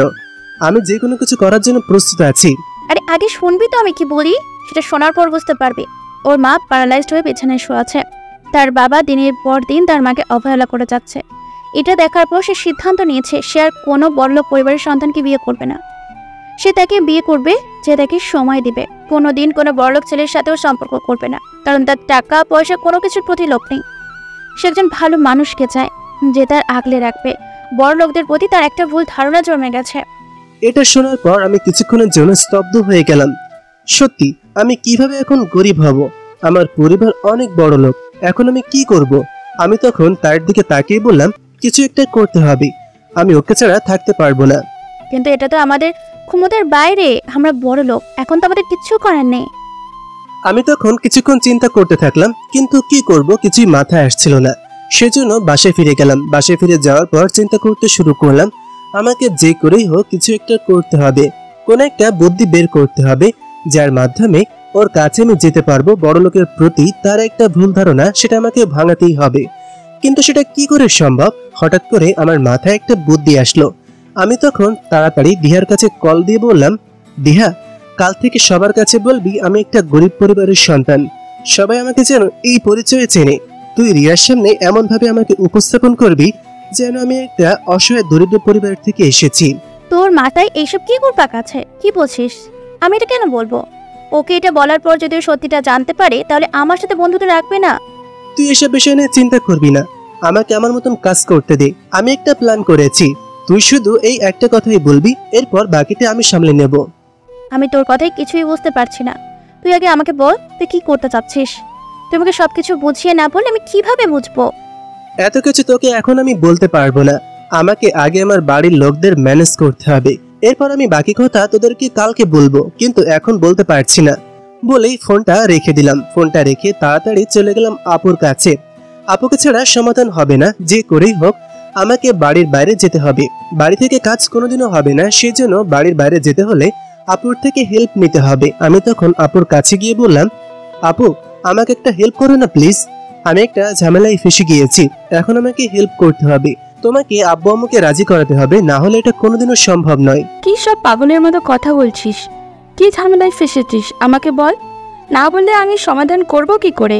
আপু, আসলে আমি পড়াশোনায় অনেক দুর্বল হয়ে গিয়েছি। আমি এখন পড়াশোনা করতে চাই, কিন্তু আমি এতদিনে বুঝতে পেরেছি যে আমি বাসায় থেকে কোনোদিনও পড়াশোনা করতে পারবো না। বাসায় থাকলে বিভিন্ন রকমের চিন্তা আমার মাথায় ঘুরপাক শুরু করে। এরপর বন্ধু বান্ধবের সাথে আড্ডা, সবকিছু আমি ছাড়তে পারবো না। সেজন্য আমি হোস্টেলে থেকে পড়াশোনা করতে চাই। কোনো দরকার নেই হোস্টেল থেকে পড়াশোনা করার। আমি ওখানকার পরিবেশ জানি, ওখানকার খাবার দাবার একদমই ভালো না। তুই এসব খেতেও পারবি না। ওখানে যাওয়ার কোনো দরকার নেই। বাড়ি থেকে যতটুকু প্রয়োজন ততটুকুই পড়াশোনা কর। আপু, একটু বোঝার চেষ্টা করো, আমি বাড়িতে থেকে পড়াশোনা করতে পারবো না। বাড়িতে থাকলেই বন্ধু বান্ধবের সাথে কথা বলতে মন চাইবে, তাদের সাথে ঘুরতে যেতে মন চাইবে। সেজন্য যে করেই হোক হোস্টেলে থেকে ভালো করে পড়াশোনা করতে হবে। আমি বুঝতে পারলাম বিষয়টা, কিন্তু এটা আম্মুকে বললে কোনোদিনই রাজি হবে না। তুই এই পরিবারের একমাত্র ছেলে, তোর কথা যদি এভাবে বলি তাহলে সবাই অনেক বেশি কষ্ট পাবে। তুই ওখানে থাকতে পারবি না, ওখানকার খাবারও খেতে পারবি না। আপু, আমি জানি ওইখানকার খাবারের মান সম্পর্কে, কিন্তু এখন আমাকে যে করেই হোক কষ্ট করতে হবে। কষ্ট না করলে পড়াশোনা করব কি করে? তুমি একটু আব্বু আম্মুকে বোঝাও না। আমি জানি তুমি বোঝালে বুঝতে পারবে। আমাকে এখন পড়াশোনা করতে হবে। পড়াশোনা না করলে আমি একদম শেষ হয়ে যাব। হঠাৎ করে এরকম পড়াশোনার ভূত কোথা থেকে মাথায় আসলো? এতদিন তো সব সময় পড়াশোনার কথা বলতাম, কিন্তু পড়াশোনা একদমই করতে চাইতি না। হঠাৎ করে পড়াশোনার কথা মাথায় আসলো কি করে? আপু, আমি অনেক চিন্তা করে দেখলাম, জীবনে কোনো লাভ নেই পড়াশোনা ছাড়া। পড়াশোনা করতে হবে, সেজন্য আমি সিদ্ধান্ত নিয়েছি পড়াশোনা করব। এখন যাও আপু, আম্মুকে একটু কষ্ট করে বোঝা, যে করেই হোক রাজি করাতে হবে। রাজি না করালে কিন্তু আমি এই বাড়ি থেকে বেরিয়ে যাব। এই কথা শোনার পর আপু একটু সিরিয়াস হলো, কারণ সে এতক্ষণ ভাবছিল আমি হয়তো মজা করছিলাম, কিন্তু এই কথা বলার পর সে সিরিয়াস হয়ে গেল। আম্মুর সাথে কথা বলতে গেল, পেছন পেছন আমিও গেলাম। সেখানে গিয়ে কিছুক্ষণ দাঁড়িয়ে থাকলাম। তখন আপু আম্মুকে বলল, আম্মু, আমি তোমাকে একটা কথা বলতে এসেছিলাম রাজীবের ব্যাপারে। আসলে আমি চাচ্ছিলাম রাজীবকে হোস্টেলে পাঠিয়ে দিতে, কারণ এখানে থাকলে ওর পড়াশোনা হবে না, সব সময় ঘোরাফেরা করবে। তাই আমি চাইছি ওকে হোস্টেলে পাঠিয়ে দিতে। এই কথা শোনার পর আম্মু এগিয়ে আসলেন। আম্মু আমাকে অনেক বেশি ভালোবাসেন, সেটা আমি খুব ভালো করেই জানি। তখন আম্মু এসে বললেন, তোর কি মাথা নষ্ট হয়ে গেছে? তুই আমার ছেলেকে হোস্টেলে পাঠিয়ে দিবি মানে? ও হোস্টেলের খাবার খেতে পারবে না, নিয়মকানুন সহ্য করতে পারবে না, পরে আবার সব কিছু নষ্ট হবে। বেশি পড়াশোনা করার দরকার নেই, এখান থেকে যা পড়াশোনা হবে তাই ভালো। হে, তোর মা ঠিক কথা বলেছে, এখানে থেকেই পড়াশোনা করুক। এখান থেকে তো তার ভার্সিটির দূরত্ব তেমন একটা বেশি না। হোস্টেলে গিয়ে কেন পড়াশোনা করবে? হোস্টেলে পড়াশোনা করতে গিয়ে যদি নিজের শরীরের ক্ষতি করে ফেলে, তাহলে তো আরও বড় সমস্যা। আম্মু, আপু, তোমরা বুঝতে পারছো না? ও এখানে থেকে পড়াশোনা সব কিছুই বন্ধ করে দিয়েছে। সব সময় বন্ধু বান্ধব সব নিয়ে আড্ডাবাজিতেই ব্যস্ত থাকে। ওকে পড়াশোনা করতে হবে, আর পড়াশোনা করতে গেলে কষ্টও করতে হয়, সেটা তোমরা খুব ভালো করেই জানো। তোমরা দুজনেই শিক্ষিত এবং পড়াশোনা করেছ, তাই আমি কিছু বলতে চাই না মা। পড়াশোনার জন্য একটু কষ্ট সহ্য করতে হবে। আমি ওর সাথে কথা বলছি, ও রাজি যাওয়ার জন্য। আমি তখনই এগিয়ে গেলাম এই সুযোগে আব্বু আম্মুকে বোঝানোর জন্য। সেজন্য আমি এগিয়ে গিয়ে বললাম, হ্যাঁ আব্বু আম্মু, আমি যেতে চাই। আমি এখানে থাকলে পড়াশোনা করতে পারবো না। এখানে থাকলে সবসময় বন্ধু বান্ধবদের কথা মনে হবে, এরপর এখানে পড়াশোনা করতে পারবো না। তাই আমাকে তোমরা হোস্টেলে পাঠিয়ে দাও। আমি হোস্টেলে ঠিক মতন থাকতে পারবো, তোমরা আমাকে নিয়ে কোনো চিন্তা করো না। কিন্তু এরপরেও হোস্টেলে যাওয়ার পর এসব খাবার খেতে পারবি না। এখানেই ঠিক মতন খাবার খাস না, আবার হোস্টেলে গিয়ে কি খাবার খাবি? শরীর খারাপ হয়ে যাবে। আম্মু, ও যখন যেতে চাইছে তাহলে ওকে আটকে আর কোনো লাভ নেই, কারণ ও নিজে থেকে যেতে চাইছে। যদি ওখানে ভালো না লাগে তাহলে কি ফিরে আসবে? তবু ওকে একবার পাঠানো দরকার। আম্মু, তুমি আমাকে নিয়ে এত বেশি চিন্তা করো না। আমি মাঝে মাঝে বাসায় আসবো। আমি তো আর একেবারে চলে যাচ্ছি না। এখান থেকে হোস্টেল তো মাত্র 20 মিনিটের দূরত্ব। আমি শুধু চাই ঠিক মতন পড়াশোনা করতে। পড়াশোনার জন্য এই সামান্য কষ্ট আমি করতে পারবো। আব্বু আম্মু রাজি হতে চাইছিলেন না। আমরা দুজন অনেক কষ্ট করে ম্যানেজ করলাম। এখন আমাকে ওই দিকটা ম্যানেজ করতে হবে। পরের দিন ভার্সিটিতে গেলাম। ভার্সিটিতে যাওয়ার পর আজকে যে করেই হোক রিয়ার সাথে সরাসরি কথা বলতে হবে। ওর সাথে আর আড়ালে কথা বললে হবে না। ওর সাথে কথা বলে সবকিছু ম্যানেজ করতে হবে। আমাকে ওর বাসায় যেতে হবে। ওর মধ্যে থেকে এই ভুল ধারণাটা সরাতে হলে আগে ওর কাছে যেতে হবে। কিন্তু আমি ভার্সিটিতে পৌঁছানো মাত্রই দিহা আর আবির আমাকে চেপে ধরলো আমার কাছ থেকে কথা শোনার জন্য। আমি তখন আবিরের দিকে তাকিয়ে বললাম, দোস্ত, আমি একটা প্ল্যান করেছি, শোন তাহলে। আমি এখন রিয়ার বাসায় যে ওর বাসায় আমাকে গরিব সেজে যেতে হবে। এরপর ওর মধ্যে থেকে সেই ভুল ধারণাটা সরাতে হবে। ও যদি এরকম ভুল ধারণা পোষণ করে তাহলে তো সমস্যা। আমি ওকে ছাড়া বাঁচবো না। আমি ওকে সত্যিই ভালোবেসে ফেলেছি। তুই কি পাগল হয়ে গেছিস দোস্ত? তুই ওর বাসায় যাবি মানে? ও কেন তোকে তার বাসায় নিয়ে যাবে? তার সাথে এখনো ঠিকমতো কথাই বলিসনি, এর মধ্যে আবার তার বাসায় যাওয়ার প্ল্যান করে ফেলেছিস? বুঝলাম না কিছুই। সব কিছু আমার মাথার উপরে দিয়ে যাচ্ছে। তুই কি করতে চাচ্ছিস? আমাদেরকে একটু খুলে বল। হ্যাঁ রাজীব, আমিও তো কিছুই বুঝতে পারছি না। তুই কি করতে চাচ্ছিস আমাকে একটু ক্লিয়ার করে বল। আমি না হয় ওর সাথে কথা বলবো, কিন্তু এখন তুই এরকম কথা বলতেছিস। ওখানে যাবি মানে? ওর বাসাও তোকে কেন নিয়ে যাবে? আমি যেটা বলি সেটা শোন আর আমার কাজগুলো দেখে যা। আমি এখন কিছুই বলতে চাই না, আমার কাজগুলো দেখ, তোরা আস্তে আস্তে এমনিতেই বুঝে যাবি। এখন আমাকে যে করেই হোক রিয়ার সাথে কথা বলতে হবে সরাসরি। আর তোরা যত পারিস রিয়াকে আমার কথা বলবি যে আমি অনেক বেশি গরিব, ঠিক মতন খাবার পর্যন্ত খেতে পারি না, এইরকম কথা বলবি। ভুলেও আমি যে বড়লোক ঘরের সন্তান সেটা তার সামনে প্রকাশ করবি না। রাজীব, আমি কিছুই বুঝতে পারতেছি না তুই কি করতে চাচ্ছিস। তোর কাজকর্ম সবকিছু আমার মাথার উপর দিয়ে যাচ্ছি। আর তুই কেন এরকম করছিস? ও যখন জানতে পারবে সত্যিটা তখন তোকে আরো খারাপ ভাববে। আমি জানি ও আমাকে অনেক খারাপ ভাববে, কিন্তু এর ভেতরে যে করেই হোক আমি ওর মনের থেকে সব ধারণা সরিয়ে ফেলতে হবে। ওকে একটা সঠিক ধারণা দিতে হবে। ওর বাবার মতন যে সবাই নয় সেটা তাকে বোঝাতে হবে। এরপর আমি চলে গেলাম রিয়ার সাথে দেখা করতে। রিয়ার সাথে দেখা করার পর তার দিকে তাকিয়ে বললাম, ম্যাডাম, আমাকে একটা কাজের ব্যবস্থা করে দিতে পারবেন? আসলে আমি কোনো কাজ খুঁজে পাচ্ছি না, সেই জন্য। আমি তখন ছেলেটার কথা শুনে ছেলেটার দিকে তাকালাম, ছেলেটা কি বলছে। আমি তখন তার দিকে তাকিয়ে বললাম, কি ব্যাপার, তুমি সেই ছেলে না যে কাল থেকে আমাকে দেখছিলে? আমি দেখেছি তুমি ক্লাসে আমার দিকে তাকিয়েছিলে, কেন বলো তো? আর এখন এসে তুমি কাজের কথা বলছো, বুঝলাম না। আসলে ম্যাডাম, আমি দিহার কাছ থেকে শুনেছি আপনার বাবা এই এলাকার মন্ত্রী, সেই জন্য আপনার কাছে এসেছি কাজের জন্য। আসলে আমি খুব গরিব, আমি অনেক কষ্ট করে পড়াশোনা করছি, পড়াশোনার খরচ চালাতে পারছি না, সেজন্য একটা কাজ করতে চাইছিলাম। আমি তখন ছেলেটার মুখের দিকে তাকালাম, কিরকম অসহায় দৃষ্টিতে তাকিয়ে কথাটা বলছিল। আমি অসহায় মানুষদের সব সময় সহযোগিতা করার চেষ্টা করি, সেই জন্য তাকে বললাম, আচ্ছা আমি বাবার সাথে কথা বলে তোমাকে সাহায্য করার কথাটা বলবো, কিন্তু তুমি যদি এখন কাজ করো তাহলে পড়াশোনা করতে পারবে না। না ম্যাডাম, আমি সাহায্য গ্রহণ করব না। আমি একজন শিক্ষিত ছেলে এবং আমি চাই সবসময় নিজের যোগ্যতার কারণে টাকা নেওয়ার জন্য, কিন্তু আমি আপনার কাছ থেকে সহযোগিতা নিতে পারবো না। আমি সহযোগিতা গ্রহণ করার হলে ভিক্ষা করতে পারতাম, কিন্তু আমি সেটা করব না, কারণ আমি কাজ করে খেতে চাই। ছেলেটার কথা শুনে মুগ্ধ হলাম, সে নিজে কাজ করে খেতে চাইছে। আমি তখন তাকে বললাম, আচ্ছা ঠিক আছে, আমি দেখছি, বাবার সাথে কথা বলে কোনো কাজের ব্যবস্থা করতে পারলে তোমাকে জানাবো। এই কথা শোনার পর মনের ভেতরে একটা আনন্দ কাজ করতে শুরু করে দিল। তখন আমি জানি ও নিশ্চয়ই চেষ্টা করবে আমাকে কাজের ব্যবস্থা করে দেওয়ার জন্য। আর যদি কাজের ব্যবস্থা করে দেয় তাহলে ওর আশেপাশে থাকতে পারবো সবসময় এবং তার সেই ভুল ধারণাটা ভেঙে ফেলতে পারবো।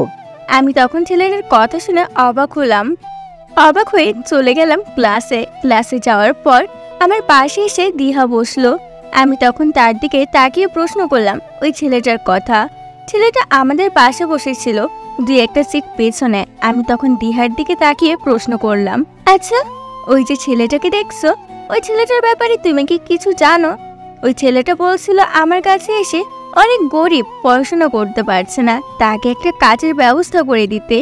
দিহা এই কথা শোনার পর কি বলবে বুঝতে পারছে না, কিন্তু তাকে রাজীব বলেছে সে একটা গরিব সেটা বলার জন্য, কিন্তু সে এরকম করবে এটা আমি কোনোদিনও ভাবতে পারিনি। তখন সে রিয়ার দিকে তাকিয়ে বলল, এই ছেলেটাকে আমি চিনি, অনেক গরিব, অনেক অসহায় একটা ছেলে, ঠিকমতো লেখাপড়া করতে পারছে না, আমাকে বলছিল।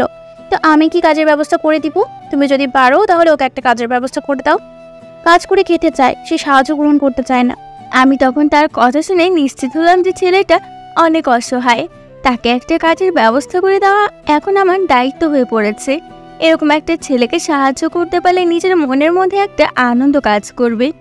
সে এত কষ্ট করে পড়াশোনা করে যাচ্ছে, সাধারণত এরকম বয়সী ছেলেরা কাজ করে তো দূরের কথা, উল্টো করে আড্ডাবাজি করে অথবা অন্যায় কাজে জড়িয়ে পড়ে, কিন্তু সে পড়াশোনা করছে, এত কষ্ট করে এবং এখন একটা কাজ চাইছে। আমি তাকে কাজের ব্যবস্থা করে দিব। বাসায় চলে গেলাম। বাসায় চলে যাওয়ার পর দেখলাম আব্বু বসে আছে। আসার সময় ছেলেটাকে আমার নাম্বার দিয়ে এসেছি, যদি আমি কাজের ব্যবস্থা করে ফেলতে পারি তাহলে তাকে কল করে বলবো। সেই জন্য বাবাকে দেখে আমি বাবার কাছে গেলাম, গিয়ে বললাম, বাবা আজকে অসহায় একটা ছেলের সাথে আমার পরিচয় হয়েছে, সে আমার সাথে একসাথে পড়াশোনা করে। ছেলেটা অনেক অসহায়, ঠিকমতো পড়াশোনা করতে পারছে না, এখন একটা কাজের ব্যবস্থা করে দিতে হবে। আমি তাকে বলে দিয়ে এসেছি যে আমি তাকে একটা কাজের ব্যবস্থা করে দিব। তোমার যদি কোনো আপত্তি না থাকে তাহলে ওকে একটা কাজের ব্যবস্থা করে দাও, যেন ও ঠিকমতো পড়াশোনা করতে পারে, সাথে কাজও করতে পারে। একটা ছেলেকে আমরা কি কাজের ব্যবস্থা করে দেব? এরকম কত ছেলে আসে, সবাইকে যদি কাজের ব্যবস্থা করে দিই তাহলে কিভাবে হবে? তুই ওকে সামান্য সাহায্য করে দিয়ে আয়। আমিও সেটাই করতে চেয়েছিলাম, কিন্তু ছেলেটা সাহায্য গ্রহণ করবে না। সে নিজে কাজ করে খেতে চায়, সে কারো কাছ থেকে সাহায্য গ্রহণ করতে চায় না। ছেলেটা পড়াশোনা করছে এবং বর্তমানে সে ভার্সিটির পড়াশোনা করছে। সে কিভাবে সাহায্য গ্রহণ করবে? আমি চাই ওকে একটা কাজের ব্যবস্থা করে দিতে। আমাদের বাসায় একজন লোক অনেক প্রয়োজন। ওকে যদি আমাদের বাসায় কাজের ব্যবস্থা করে দেওয়া যায়। আম্মু অসুস্থ, আমি ঠিকমতো সব কাজ করতে পারি না। আর যতজন কাজের লোক আছে সবাই অশিক্ষিত, তাদের দিয়ে দরকারি কোনো কাগজপত্র কাজ করানো যায় না। ওকে দিয়ে সেই কাগজপত্রগুলোর কাজ করানো যাবে, সাথে আমাদেরও কিছু সাহায্য হবে। আচ্ছা, ছেলেটাকে কালকে আমাদের সাথে দেখা করতে বলবি। দেখার কথা বলে যদি ভালো ছেলে মনে হয় তাহলে চাকরি দিব, না হলে এরকম ছেলেদের চাকরি দেওয়ার মানে নিজের বিপদ নিজে নিয়ে আসা। ছেলেদেরকে বিশ্বাস করা একদম ভুল। এই কথা শোনার পর আমি অনেক বেশি খুশি হলাম, কারণ বাবা যদি ছেলেটাকে একটা কাজের ব্যবস্থা করে দেন তাহলে সে নিজে কাজ করে পড়াশোনা করতে পারবে। এরপর চলে গেলাম আম্মুর সাথে দেখা করতে। আম্মুর সাথে দেখা করার পর আমি আমার প্রতিদিনের নিয়মিত কাজ করলাম। সন্ধ্যার পর আমি আবিরের সাথে বসে আছি আমাদের পাড়ার একটা চায়ের দোকানে। সেখানে বসে দুজন অপেক্ষা করছি আমার কাজটা হয়ে যায়, তাহলে আমি নিশ্চিন্ত ওর আশেপাশে থাকতে পারবো। আর আমার বিশ্বাস আমি ওর ভুল ধারণাটা ভেঙে দিতে পারবো, কারণ আমি বিশ্বাস করতে পারছিলাম না আমি কোনো মেয়ের প্রতি এতটা আসক্ত হয়ে যাব। জীবনে কোনো মেয়ের দিকে ঠিক মতন তাকাইনি, কিন্তু মেয়েটাকে দেখার পর আমার রাতের ঘুম চলে গেছে। রাতে ঘুমাতে পারি না, শুধু তার কথা মনে হয়। কেন এরকম হচ্ছে সেটা আমি নিজেও বুঝতে পারছি না। দোস্ত, তুই যেটা চাচ্ছিস সেটা কিন্তু খুব ভয়ঙ্কর কাজ। তোর পরিবারের লোকজন যদি এটা জানতে পারে তাহলে একদম শেষ করে দিবে। সবাই তোকে অনেক বেশি ভালোবাসে, তুই তাদের সাথে এভাবে বেমানি করবি? এটা হতে পারে না। তুই কি জানিস না যুদ্ধ এবং ভালোবাসার সামান্য মিথ্যা কথা বলা যায়? সেজন্য আমি চাই সামান্য মিথ্যা কথা বলে যদি আমি ওর একজন ভালো মানুষকে চিরদিন আমার কাছে পাই তাহলে সেটাই আমার জন্য ভালো। আমি তো কারোর সাথে বেইমানি করছি না, আমি শুধু আমার জীবনটাকে সুন্দর করার চেষ্টা করছি। কিন্তু এরপরেও সবাই তোকে অনেক বেশি বিশ্বাস করে এবং ভালোবাসে। তাদের সাথে এভাবে বেমানি করাটা আমার কাছে খুবই খারাপ লাগছে। তুই অন্য একটা প্ল্যান করতে পারতি, এরকম একটা প্ল্যান করার কোনো দরকারই ছিল না। তুই নিজে দেখেছিস এটা ছাড়া আমার কাছে আর কোনো উপায় নেই। আমি কি ইচ্ছে করে কাজ করতে যাচ্ছি? ওর ব্যাপারে সবকিছু জানতে হবে এবং সেটা থেকে ওর ভুল ধারণাটা ভেঙে দিতে হবে। কিন্তু এভাবে করে যে তোর জীবন নষ্ট হয়ে যাবে। যদি একবার তোর পরিবারের লোকজন এই বিষয়টা জানতে পারে তাহলে তোকে একদম শেষ করে দিবে, সাথে আমাকেও বকাবকি করবে। সবাই ভাববে যে আমি তোকে এই বুদ্ধিটা দিয়েছি। আমার জন্য এতটুকু কষ্ট করতে পারবে না? তাহলে বন্ধু হয়েছিস কেন? আমি তো তোর ভরসায় কাজগুলো করতে শুরু করেছি, তুই সবকিছু সামলাবি। আমি তোকে কত হেল্প করলাম, আমার সবকিছু কি ভুলে গিয়েছিস? এইভাবে বিশ্বাসঘাতকতা করবি আমার সাথে? এই তো শুরু করে দিলি ইমোশনাল ব্ল্যাকমেল। আচ্ছা ঠিক আছে, যা, আমি সাহায্য করব। তোর যা মন চাই তাই কর, আমি তোকে সর্বোচ্চ সাহায্য করার চেষ্টা করব। এরপর আমরা দুই বন্ধু সেখান থেকে কিছুক্ষণ আড্ডা দিয়ে বাসায় চলে আসলাম। বাসায় আসার পর আপুকে বলেছি 2-3 দিন পর যাব, কারণ আগে কাজের ব্যবস্থা করতে হবে। হঠাৎ করে বাড়ি থেকে বের হয়ে কোথাও থাকবো আর হোস্টেলে আমার জীবনে থাকতেও পারবো না, কারণ ওখানে পরিবেশ আমার জন্য নয়। আমি সেটা সহ্য করতে পারবো না। বাসায় যাবার পরে চিন্তা করতে শুরু করলাম কি করা যায়। তাকে কি কল করব? তার নাম্বারটা দিয়ে গিয়েছে। কল করার পর যদি সে খারাপ ভাবে, তবু কেন জানি না তার কণ্ঠটা শুনতে ইচ্ছে করছিল। সেজন্য কোনো কিছু না ভেবে কল করে দিলাম। যে কোনো একটা মিথ্যা কথা বলে ম্যানেজ করে নেওয়া যাবে, সেজন্য কল করলাম। কল করার পর কিছুক্ষণের মধ্যে রিসিভ হলো। আমি তখন তাকে বললাম, হ্যালো ম্যাডাম, কেমন আছেন? আমি দেখতে পেলাম সেই ছেলেটা কল করেছে, সেই জন্য রিসিভ করলাম। হ্যাঁ, ভালো আছি। তুমি কেমন আছো? আমি অনেক বেশি ভালো আছি। আপনাকে যে কাজের কথা বলেছিলাম সেই ব্যাপারে কি কিছু বলেছেন? হ্যাঁ, আমি আমার বাবার সাথে কথা বলেছি। বাবা বলেছে কালকে তোমাকে দেখা করতে। বাবার সাথে দেখা করে কাজের ব্যবস্থা করে দিব। সমস্যা নেই, আমি চেষ্টা করব তোমাকে সর্বোচ্চ সহযোগিতা করার। তুমি পড়াশোনা চালিয়ে যাও। তুমি এত কষ্ট করে পড়াশোনা করছো, এটা জানার পর থেকেই আমি অনেক বেশি আনন্দিত হয়েছি। আমি কি বলেছি ধন্যবাদ দিব সেই ভাষা খুঁজে পাচ্ছি না ম্যাডাম। আসলে আমি অনেক বেশি অসহায়, সেজন্য আপনাকে বলেছি। কারো কাছে লজ্জায় বলতে পারছিলাম না। আপনি আমাকে এভাবে সাহায্য করবেন এটা আমি কোনোদিনও ভাবতেও পারিনি। আচ্ছা, তোমার নাম তো রাজীব, আমার নাম হচ্ছে রিয়া। তুমি আমাকে আর কখনো ম্যাডাম বলে ডাকবে না। এই যে ডাকলে আমার নিজের কাছে অহংকারী মনে হয়। তুমি আমাকে আমার নাম ধরেই ডাকতে পারো, আমরা তো একই ক্লাসে পড়ি। কি বলছেন ম্যাডাম? আপনার নাম ধরে ডাকবো মানে? আপনি এই এলাকার একজন মন্ত্রীর মেয়ে, আমি যদি আপনাকে নাম ধরে ডাকি তাহলে সেটা কিভাবে সম্ভব? প্লিজ এই কথাটা বলবেন, আমি এটা সহ্য করতে পারি না। আমি আমার বাবার পরিচয়ে বড় হতে চাই না, আমি নিজে কিছু একটা করতে চাই। সেই জায়গা থেকে তুমি আমাকে আমার নাম ধরে ডাকতে পারো। ম্যাডাম বলে ডাকলে আমার নিজের কাছে কেমন যেন একটা অস্বস্তিকর মনে হয়। আচ্ছা ঠিক আছে, তাহলে কালকে আপনার বাবার সাথে দেখা করব। আচ্ছা ঠিক আছে, তাহলে আমি এখন পড়তে বসবো, তুমিও পড়তে বসে যাও, কালকে দেখা হচ্ছে। ফোনটা রেখে দিয়ে আমি আনন্দে লাফাতে শুরু করলাম। তার মানে সে তার বাবার সাথে কথা বলে ফেলেছে। আমার মনের মধ্যে অনেক বেশি আনন্দ হচ্ছিল, কিন্তু মাঝে মাঝে ভয় হচ্ছিল, কারণ পরিবারের লোকজন যদি এই কথাটা জানতে পারে তাহলে আমাকে একদম শেষ করে দিবে। তাদের সাথে বেইমানি করেছি সেটা আমি জানি, কিন্তু আমি যে করেই হোক আমার ভালোবাসার মানুষের জন্য বেইমানি করেছি, সেটার জন্য একটু আনন্দ হচ্ছে। তবে কালকে যদি কাজটা পেয়ে যাই তাহলে হয়তো অনেক কষ্ট করতে হবে। আমি এত বেশি কষ্ট কিভাবে সহ্য করব? কিন্তু আমাকে যে করেই হোক কষ্ট সহ্য করতে হবে, কারণ ভালো কিছু পেতে হলে একটু অপেক্ষা করতে হয়। নিশ্চয়ই জীবনে এমন কোনো মুহূর্ত আসবে যেগুলো আমি কোনোদিন অর্জন করতে পারতাম না। কষ্ট করব, দরকার হয় নিজের জীবন দিয়ে দিব, এরপরও আমি ওর ভুল ধারণাটা ভেঙে দিব। আমি কিভাবে এত বেশি ধৈর্যশীল হলাম সেটা আমি নিজেও বুঝতে পারছি না, কিন্তু এখন মনে হচ্ছে আমি যে কোনো কিছু করে ফেলতে পারি। একটা মেয়ে যে 2 দিনের ভেতর আমাকে এত বেশি আকর্ষিত করে ফেলবে এটা আমি কোনোদিনও ভাবতে পারিনি। সকালে যাওয়ার পর দেখা করলাম আজকে আমাকে নিয়ে ক্লাস করলো। ক্লাস করার পর তার বাবার সাথে দেখা করার জন্য নিয়ে গেল। বাসায় যাওয়ার পর দেখলাম আমাদের বাসার মধ্যে একটা বিশাল বাসা, তবে আমার বাবা একটু বেশি শৌখিন মানুষ, এই জন্য বাসায় অনেক বেশি ডিজাইন করেছেন, কিন্তু তারা নর্মাল যেরকম হয় সেরকম, কিন্তু অনেক বেশি দামি জিনিস ভেতরে ঢোকার পর দেখতে পেলাম একজন লোক বসে আছেন, মনে হচ্ছে মন্ত্রী সাহেব। আমি তখন তার সামনে গেলাম, তখন তিনি আমার দিকে তাকিয়ে বললেন, তোমার কথা আমার মেয়ে আমাকে বলেছে, তুমি নাকি কাজ খুঁজছিলে। হ্যাঁ স্যার, আমি অনেক কষ্ট করে পড়াশোনা করি, কিন্তু এখন পড়াশোনা চালাতে পারছি না। আপনি জানেন কিভাবে কষ্ট করে বেঁচে থাকতে হয়। আসলে আগে পড়াশোনা নিজে চালাতে পারতাম, কারণ তখন টাকা পয়সা কম লাগতো, কিন্তু এখন ভার্সিটিতে ভর্তি হয়েছি, সেজন্য এখন টাকা পয়সা বেশি লাগে, এই জন্য একটা কাজের দরকার। দেখো, আমি অনেক চিন্তা করে দেখলাম, যদি আমি তোমাকে অফিসে কাজ দেই তাহলে তুমি পড়াশোনাটা করতে পারবে না। আমার মেয়ে বলল তুমি নাকি কাজের পাশাপাশি পড়াশোনাটাও চালাতে চাও, সেজন্য আমি চাচ্ছিলাম আমার বাসায় তোমাকে কাজের ব্যবস্থা করে দিতে। যদি আমার বাসায় কাজ করো তাহলে পড়াশোনার টাইমে পড়াশোনা করতে পারবে, এর সাথে আমার বাসার সব কাজকর্ম করতে পারবে। মনে মনে তাকে ধন্যবাদ দিচ্ছিলাম, কারণ এটাই আমি চাইছিলাম। এই বাসায় থাকতে পারলে আমার আরো বেশি ভালো হবে, আরো কাছাকাছি থাকতে পারবো। এটা ভাবতেই আমার অনেক বেশি আনন্দ লাগছে। আমার কোনো সমস্যা নেই স্যার, আমি এই বাসায় কাজ করতে রাজি আছি। আমি বাসার কাজগুলো করে আরো ভালো করতে পারবো। আমি নিজেই হোস্টেলে থাকতাম, সেজন্য মোটামুটি বাসার একটা কাজকর্ম পারি। আপনি আমাকে বলেন তো, আমি সেটা করার চেষ্টা করব। আচ্ছা ঠিক আছে, তাহলে কোন দিন থেকে কাজ করতে চাও? আমার বাসায় তেমন কোনো কাজ নেই, শুধু বাসাটা একটু পরিষ্কার করে রাখতে হবে। আর আমার মেয়ে নিজে রান্না করে, যেদিন আমার মেয়ে অসুবিধা হবে সেদিন রান্নাটা করতে হবে। তুমি রান্না করতে পারো? তার কথাটা শুনে তো মাথা ঘুরতে শুরু করলো।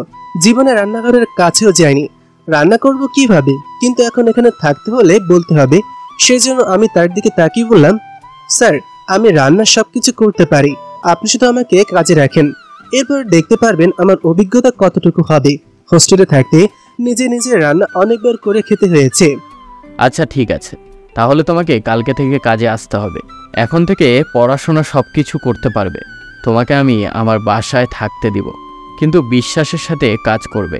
আমার সাথে বেইমানি করলে কিন্তু ভয়ঙ্কর শাস্তি পেতে হবে। স্যার আপনি আমাকে বিশ্বাস করতে পারেন, আমি সবসময় সব কাজ ঠিক মতন করবো, আপনি কোনো চিন্তা করবেন না। আমি আপনার বিশ্বাস অর্জন করেছি, তখন সেটা রক্ষা করার চেষ্টা করব। আমি কখনো আপনার সাথে বিশ্বাসঘাতকতা করব না।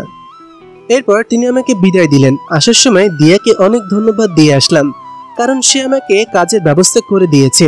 মনে মনে অনেক বেশি আনন্দ হচ্ছিল। এখন বাসায় গিয়ে সবাইকে ম্যানেজ করতে হবে। বাসায় যাওয়ার পর আব্বুর সাথে দেখা করলাম, সবাই বসে আছি, আবার কখন তাদের সাথে দেখা করতে পারবো। আগে তো প্রতিদিন আসার পরেই সবকিছু তৈরি দেখতে পেতাম, কিন্তু এখন থেকে নিজেকে কাজ করতে হবে। আমি তখন আম্মুর দিকে তাকিয়ে বললাম, আম্মু, কালকে থেকে আমি হোস্টেলে চলে যাচ্ছি, তুমি আমাকে কোনো একটা রান্না শেখাও। আমি রান্না শিখতে চাই, রান্না শিখতে পারলে অনেক বেশি ভালো হবে। আমার কথা শুনে সবাই হাসতে শুরু করলো। আমি তখন তাদের হাসির দিকে তাকিয়ে আছি। তারা হয়তো ভাবছে যে ছেলে কোনোদিন রান্না করার কাছাকাছিও যায়নি, সে রান্না শিখবে। আম্মু তখন আমার দিকে তাকিয়ে বলল, রান্না শেখার কোনো দরকার নেই। রান্না কেন শিখবি? দরকার হলে বাসায় চলে আসবি। এখান থেকে বেশি দূর না হোস্টেল, তাই বাসায় এসে খেয়ে যাবি। না আম্মু, আমি নিজে রান্না করে খেতে চাই। ওইখানে গেলে আর আসবো না, কারণ তোমাদের দেখলে আমার পড়াশোনা করার ইচ্ছাটা চলে যাবে। সবসময় বাসায় থাকতে ইচ্ছা করবে। তুমি আমাকে 2-3টা রান্না শেখাও। হ্যাঁ আম্মু, তোমার ছেলে যখন রান্না শিখতে চাইছে তাহলে তুমি তোমার ছেলেকে রান্না শেখাও। এরপর ওকে আর বিয়ে দিবা না, সারা জীবন নিজেই রান্না করে খাবে। সবাই আমাকে নিয়ে অনেক মজা করছিল, কিন্তু আমি নাছোড়বান্দা। আম্মু আমাকে নিয়ে রান্নাঘরে, সেখানে যাওয়ার পর আম্মুর কাছ থেকে রান্না শিখতে শুরু করি। কিন্তু অনেক কষ্টের কাজ মনে হচ্ছিল। অনেক কষ্ট করে শেখার চেষ্টা করছিলাম, কিন্তু মনে হচ্ছিল আমি সেটা পারবো না। কিন্তু আমাকে পারতেই হবে, সবকিছু শিখতে হবে। কারণ ওইখানে যাওয়ার পর যদি সঠিক মতো রান্না করতে না পারি, তাহলে তারা আমাকে বের করে দিতে পারে। সেজন্য আগে থেকে নিজেকে প্রস্তুত করে নিতে হবে। পরের দিন চলে গেলাম তাদের বাসায়। তাদের বাসায় যাওয়ার পর আমাকে একটা রুম দেখিয়ে দিল। এরপর আমাকে সবকিছু বুঝিয়ে দিল কিভাবে কি করতে হবে। আমাকে কোনো কাজের কথা বলা হচ্ছিল না, কারণ সে হয়তো আমাকে পড়াশোনার জন্য বেশি কাজের চাপ দিতে চাচ্ছিল না। কিন্তু আমি তাকে বললাম, আপনি আমাকে কোনো কাজের কথা বলছেন না কেন? আমাকে কি কাজ করতে হবে সেটা বলুন, আমি সেটা করার জন্য প্রস্তুত আছি। আচ্ছা ঠিক আছে, কাজের প্রয়োজন হলে আমি তোমাকে ডেকে নেব, কিন্তু আপাতত কোনো কাজ করতে হবে না। এখন বিশ্রাম না, ভার্সিটি থেকে এসেছি, আমি নিজেও অনেক ক্লান্ত। এরপর আমি গিয়ে বিছানায় শুয়ে পড়লাম। কতক্ষণ রেস্ট নেওয়ার পর বাইরে আসলাম। বাইরে আসার পর দেখতে পেলাম সে একজন মহিলাকে নিয়ে বাগানে ঘোরাঘুরি করছে।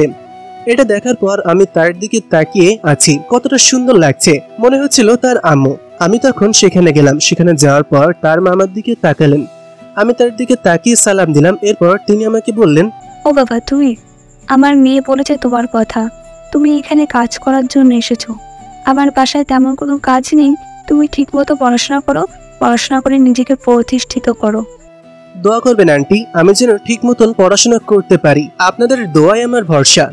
এরপর তাদের সাথে আরো কিছুক্ষণ কথা বললাম। কথা বলে জানতে পারলাম তিনি রিয়াকে জন্ম দিতে গিয়ে অসুস্থ হয়ে পড়েছিলেন। এরপর তার বাবা প্যারালাইজ হয়ে যায়। এটা শোনার পর তিনি আরো বেশি কষ্ট লাগলো। এত সুন্দর একজন মানুষ হাঁটতে পারেন না, কিন্তু এটা কিভাবে সম্ভব? আমার অনেক বেশি কষ্ট হচ্ছে তার জন্য। এরপর আমি রিয়াকে যেটা প্রশ্ন করলাম, আপনি কেন ওনাকে ডাক্তার দেখাচ্ছেন না? ডাক্তার দেখালে তো ওনার পা ঠিক হয়ে যেতে পারে।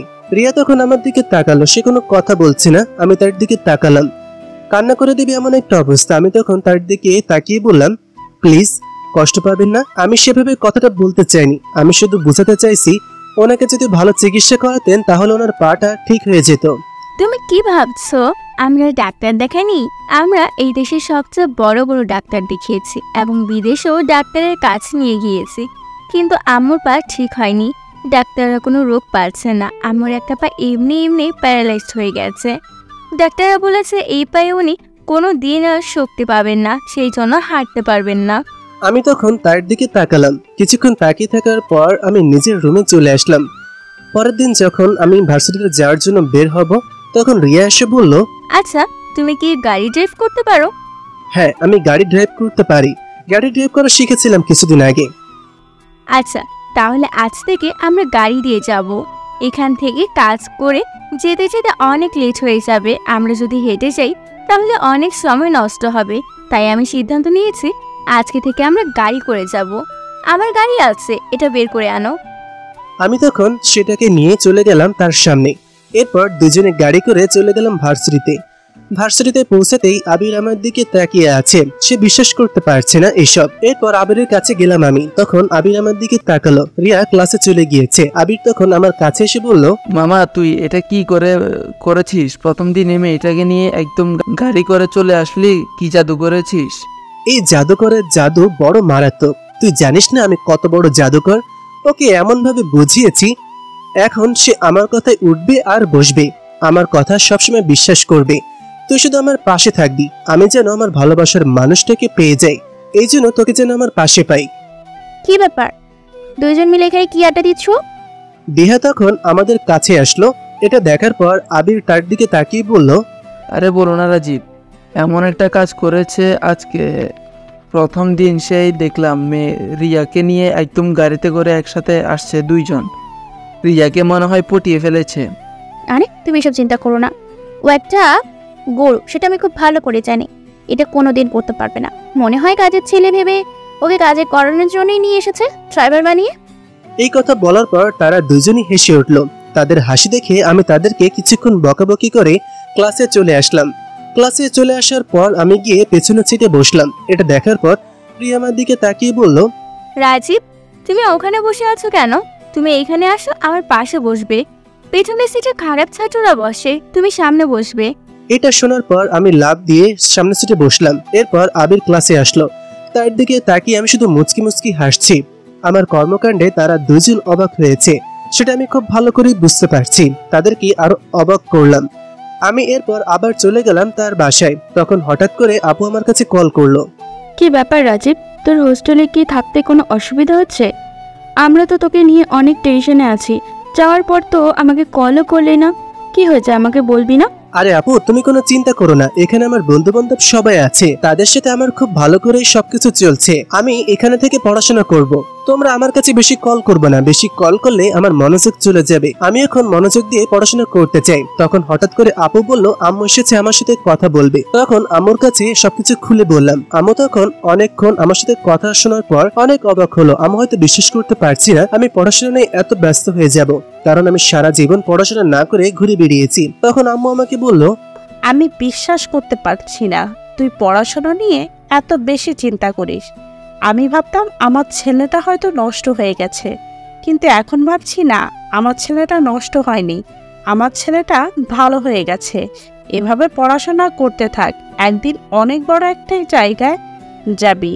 আমি তোকে একটা রাজকুমারী মেয়ে দেখে বিয়ে দিব। আমি তখন মনে মনে ভাবলাম, তোমার ছেলে তো একজন রাজকুমারী পেয়ে গিয়েছে, এখন আর কোনো মেয়েকে দেখতে হবে না। এরপর আম্মুর সাথে আরো কিছুক্ষণ কথা বলে যখন ফোন রাখতে যাব, তখন দেখি রিয়া পেছনে দাঁড়িয়ে আছে। আমি তখন এটা দেখার পর অনেক বেশি ভয় পেয়ে গেলাম। সে হয়তো আমার ব্যাপারে সবকিছু জেনে ফেলেছে। আমি অনেক বেশি ভয় পেয়ে গিয়েছি। তখন রিয়া আমার দিকে তাকিয়ে বলল, আচ্ছা রাজীব শোনো, আসলে আমি আজকে একটু অসুস্থ, মাথা ব্যথা করছে। তুমি আজকে কষ্ট করে একটু রান্না করে নাও, আমি কালকে থেকে আর বলবো না। এটা শোনার পর আমার মাথায় বাজ পড়লো। আমি তো রান্নাবান্না কিছুই জানি না। আমার কাছ থেকে যা শিখেছিলাম তাও প্রায় ভুলে গিয়েছি। কিন্তু তাকে বললাম, কোনো সমস্যা নেই, আপনি চিন্তা করবেন না, আমি দেখতেছি কি করা যায়, আপনি কি বিশ্রাম নিন। আচ্ছা ঠিক আছে, আমি বিশ্রাম নিব না, আমি আছি এখানে। যদি কোনো হেল্প লাগে আমাকে বলবে, আর ওখানে কাজের লোক আছে, সবাই বলে দিবে সব কিছু। ওরা সবাই কাজ করছে, তাই তোমাকে বললাম, না হলে তোমাকে বলতাম না। কোনো সমস্যা নেই, আমাকে তো এই কাজের জন্য এখানে রাখা হয়েছে, আমি এটা ভালো করেই করতে পারবো বলে আমি সেখান থেকে চলে আসলাম রান্নাঘরে। রান্নাঘরে আসার পর সবকিছু খুঁজতে শুরু করলাম। কি রান্না করব মাথা কাজ করা বন্ধ করে দিয়েছে। আমি তো কিছুই জানি না। চিন্তা করলাম আমার কাছ থেকে যা শিখেছি তাই রান্না করব। সেই জন্য আমি কিছু মাছ ধৌত করলাম, এরপর ডিম নিয়ে আসলাম। ভাত রান্না করা ভালোই পারি, সেজন্য আগে ভাতটা বসিয়ে দিলাম। এরপর ভাত রান্না করার পর মাঝে মাঝে করতে শুরু করলাম, কিন্তু অনেক বেশি পুড়ে যাচ্ছিল। এটা দেখার পর একজন কাজের মহিলা এগিয়ে এসে বলল, আরে ভাই, আপনি এটা কি করছেন? মাছগুলো তো সব পুড়ে যাচ্ছে। আমি তখন কি বলবো কিছুই বুঝতে পারছিলাম না। তার কাছে অপমানিত হতে হবে, সে যদি ওদেরকে বলে দেয় তাহলে তো আমার মান সম্মান সবকিছু চলে যাবে, কিন্তু এখান থেকে বাঁচতে হবে। তার দিকে তাকিয়ে বললাম, কিন্তু এখন এখান থেকে বাঁচতে হবে, সেজন্য তার দিকে তাকিয়ে বললাম, আরে কোনো চিন্তা করো না, তুমি তো বাইরে কোথাও যাওনি, সেজন্য জানো না। বাইরের দেশে এসব খায়, পুরা মাছ খেতে অনেক বেশি পছন্দ করে তারা, কারণ এটা নাকি বৈজ্ঞানিকরা বলেছে এটা খেলে শরীরের শক্তি বৃদ্ধি হয়। এটা খাওয়ার পর শরীরে আলাদা একটা পাওয়ার চলে আসে। আমরা বইতে পড়েছি, তুমি তো পড়াশোনা করোনি, তাই জানতে পারোনি এইসব বিষয়। পড়াশোনা করলে নিশ্চয় জানতে পারতে। ভাই সাহেব, আপনি কত শিক্ষিত, আপনি এই কাজ করছেন? সত্যি আপনার মতো মানুষ হয় না। ঠিক আছে, তাহলে এটা রান্না করে রাখেন, আমার জন্য একটু রেখে দিবেন লুকিয়ে, যাতে সাহেব দেখতে না পায়। বলেই সে সেখান থেকে চলে গেল। সহজ সরল মানুষ হয়, সেই জন্য তাকে ভালো করে বুঝাতে পারলাম বিষয়টা। এরপর আমি লুকিয়ে রেখে দিলাম, তাকে দিলে হয়তো সে খেয়ে ফেলবে। আমার অনেক হাসি পাচ্ছিল, কিন্তু নিজের কাজের জন্য নিজের অনেক বেশি দুঃখ লাগছিল। কি করব এখন? আমি আবার কয়েকটা মাছের টুকরা করলাম, এরপর সেটা অনেক কষ্টে ভাজি করলাম। কিন্তু ডিম ভাজি করতে গিয়ে আরেক ঝামেলায় পড়লাম। 2 বার ডিম ভাজি করতে গিয়ে পুড়িয়ে ফেলেছি। এরপর শেষবারের মতন রান্না করলাম। রান্না শেষ করে লুকিয়ে রাখলাম যাতে কেউ দেখতে না পারে। এরপর তাদের সামনে নিয়ে গেলাম।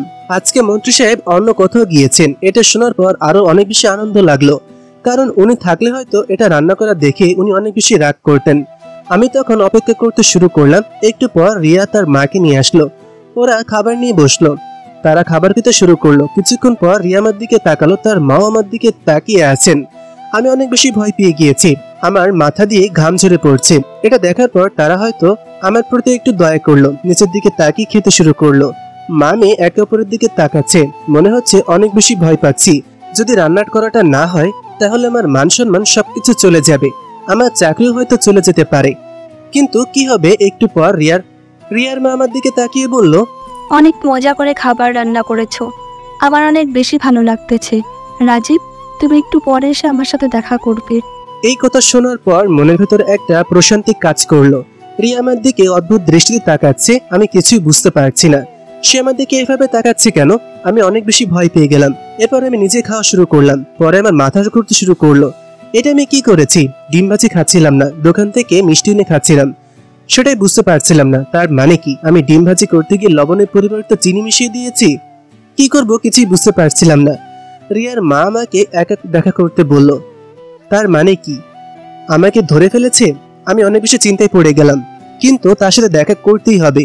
সেজন্য আমি কিছুক্ষণ পর তার রুমে গেলাম। তার রুমে গিয়ে দেখলাম তিনি একটা বই পড়ছেন। আমি তখন তার পাশে গিয়ে দাঁড়ালাম। তিনি কিছুক্ষণ আমার দিকে তাকিয়ে থাকলেন, এরপর বললেন, আচ্ছা রাজীব, তুমি তো অনেক দিন থেকে রান্না বান্না সবকিছু করছো, তাই না? তুমি তো হোস্টেলে থাকতে এবং রান্না করে বন্ধু বান্ধবদের সাথে খেতে, তাই না? কি বলবো কিছুই বুঝতে পারছি না। তিনি আমাকে সন্দেহ করেছেন, আমাকে ধরে ফেলেছেন কিনা সেই বিষয়ে চিন্তায় পড়ে গেলাম। এরপর বললাম, হ্যাঁ আন্টি, আপনি ঠিক ধরেছেন। আমি বন্ধু বান্ধবের সাথে একসাথে থাকতাম, সবাই মিলে রান্না করে খেতাম ওইখানে। ও, খুব ভালো কথা। আমার তোমার রান্না অনেক মজা লেগেছে, একটু বেশি মজাদার ছিল। তোমার হাতটা একটু দেখি তো, তোমার এই হাত দিয়ে এত ভালো কিভাবে রান্না করো?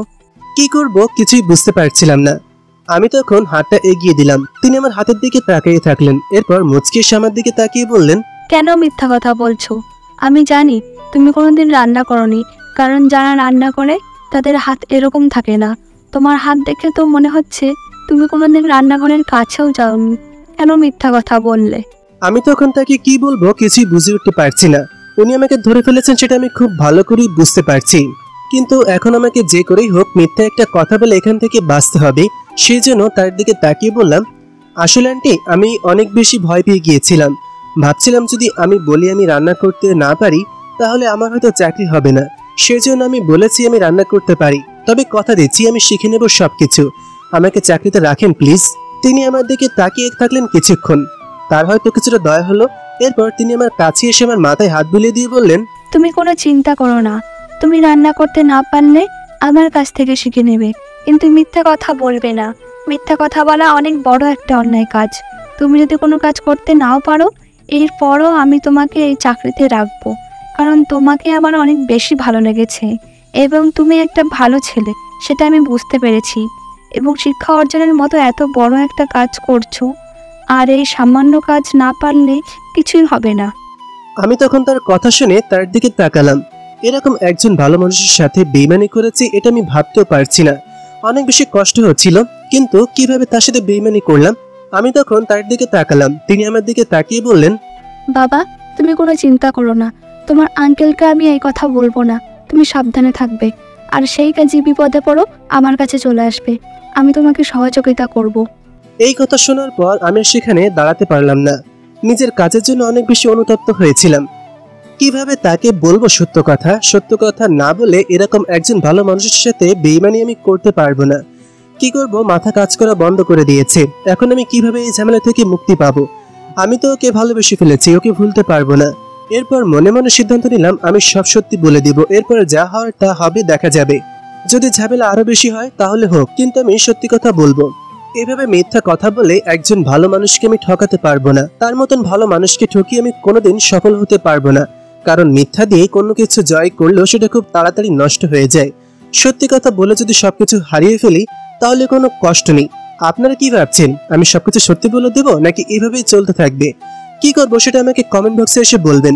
এই সিজন আমরা এখানেই শেষ করলাম, পরবর্তী সিজন খুব তাড়াতাড়ি চলে আসছে, তাই অপেক্ষা করুন।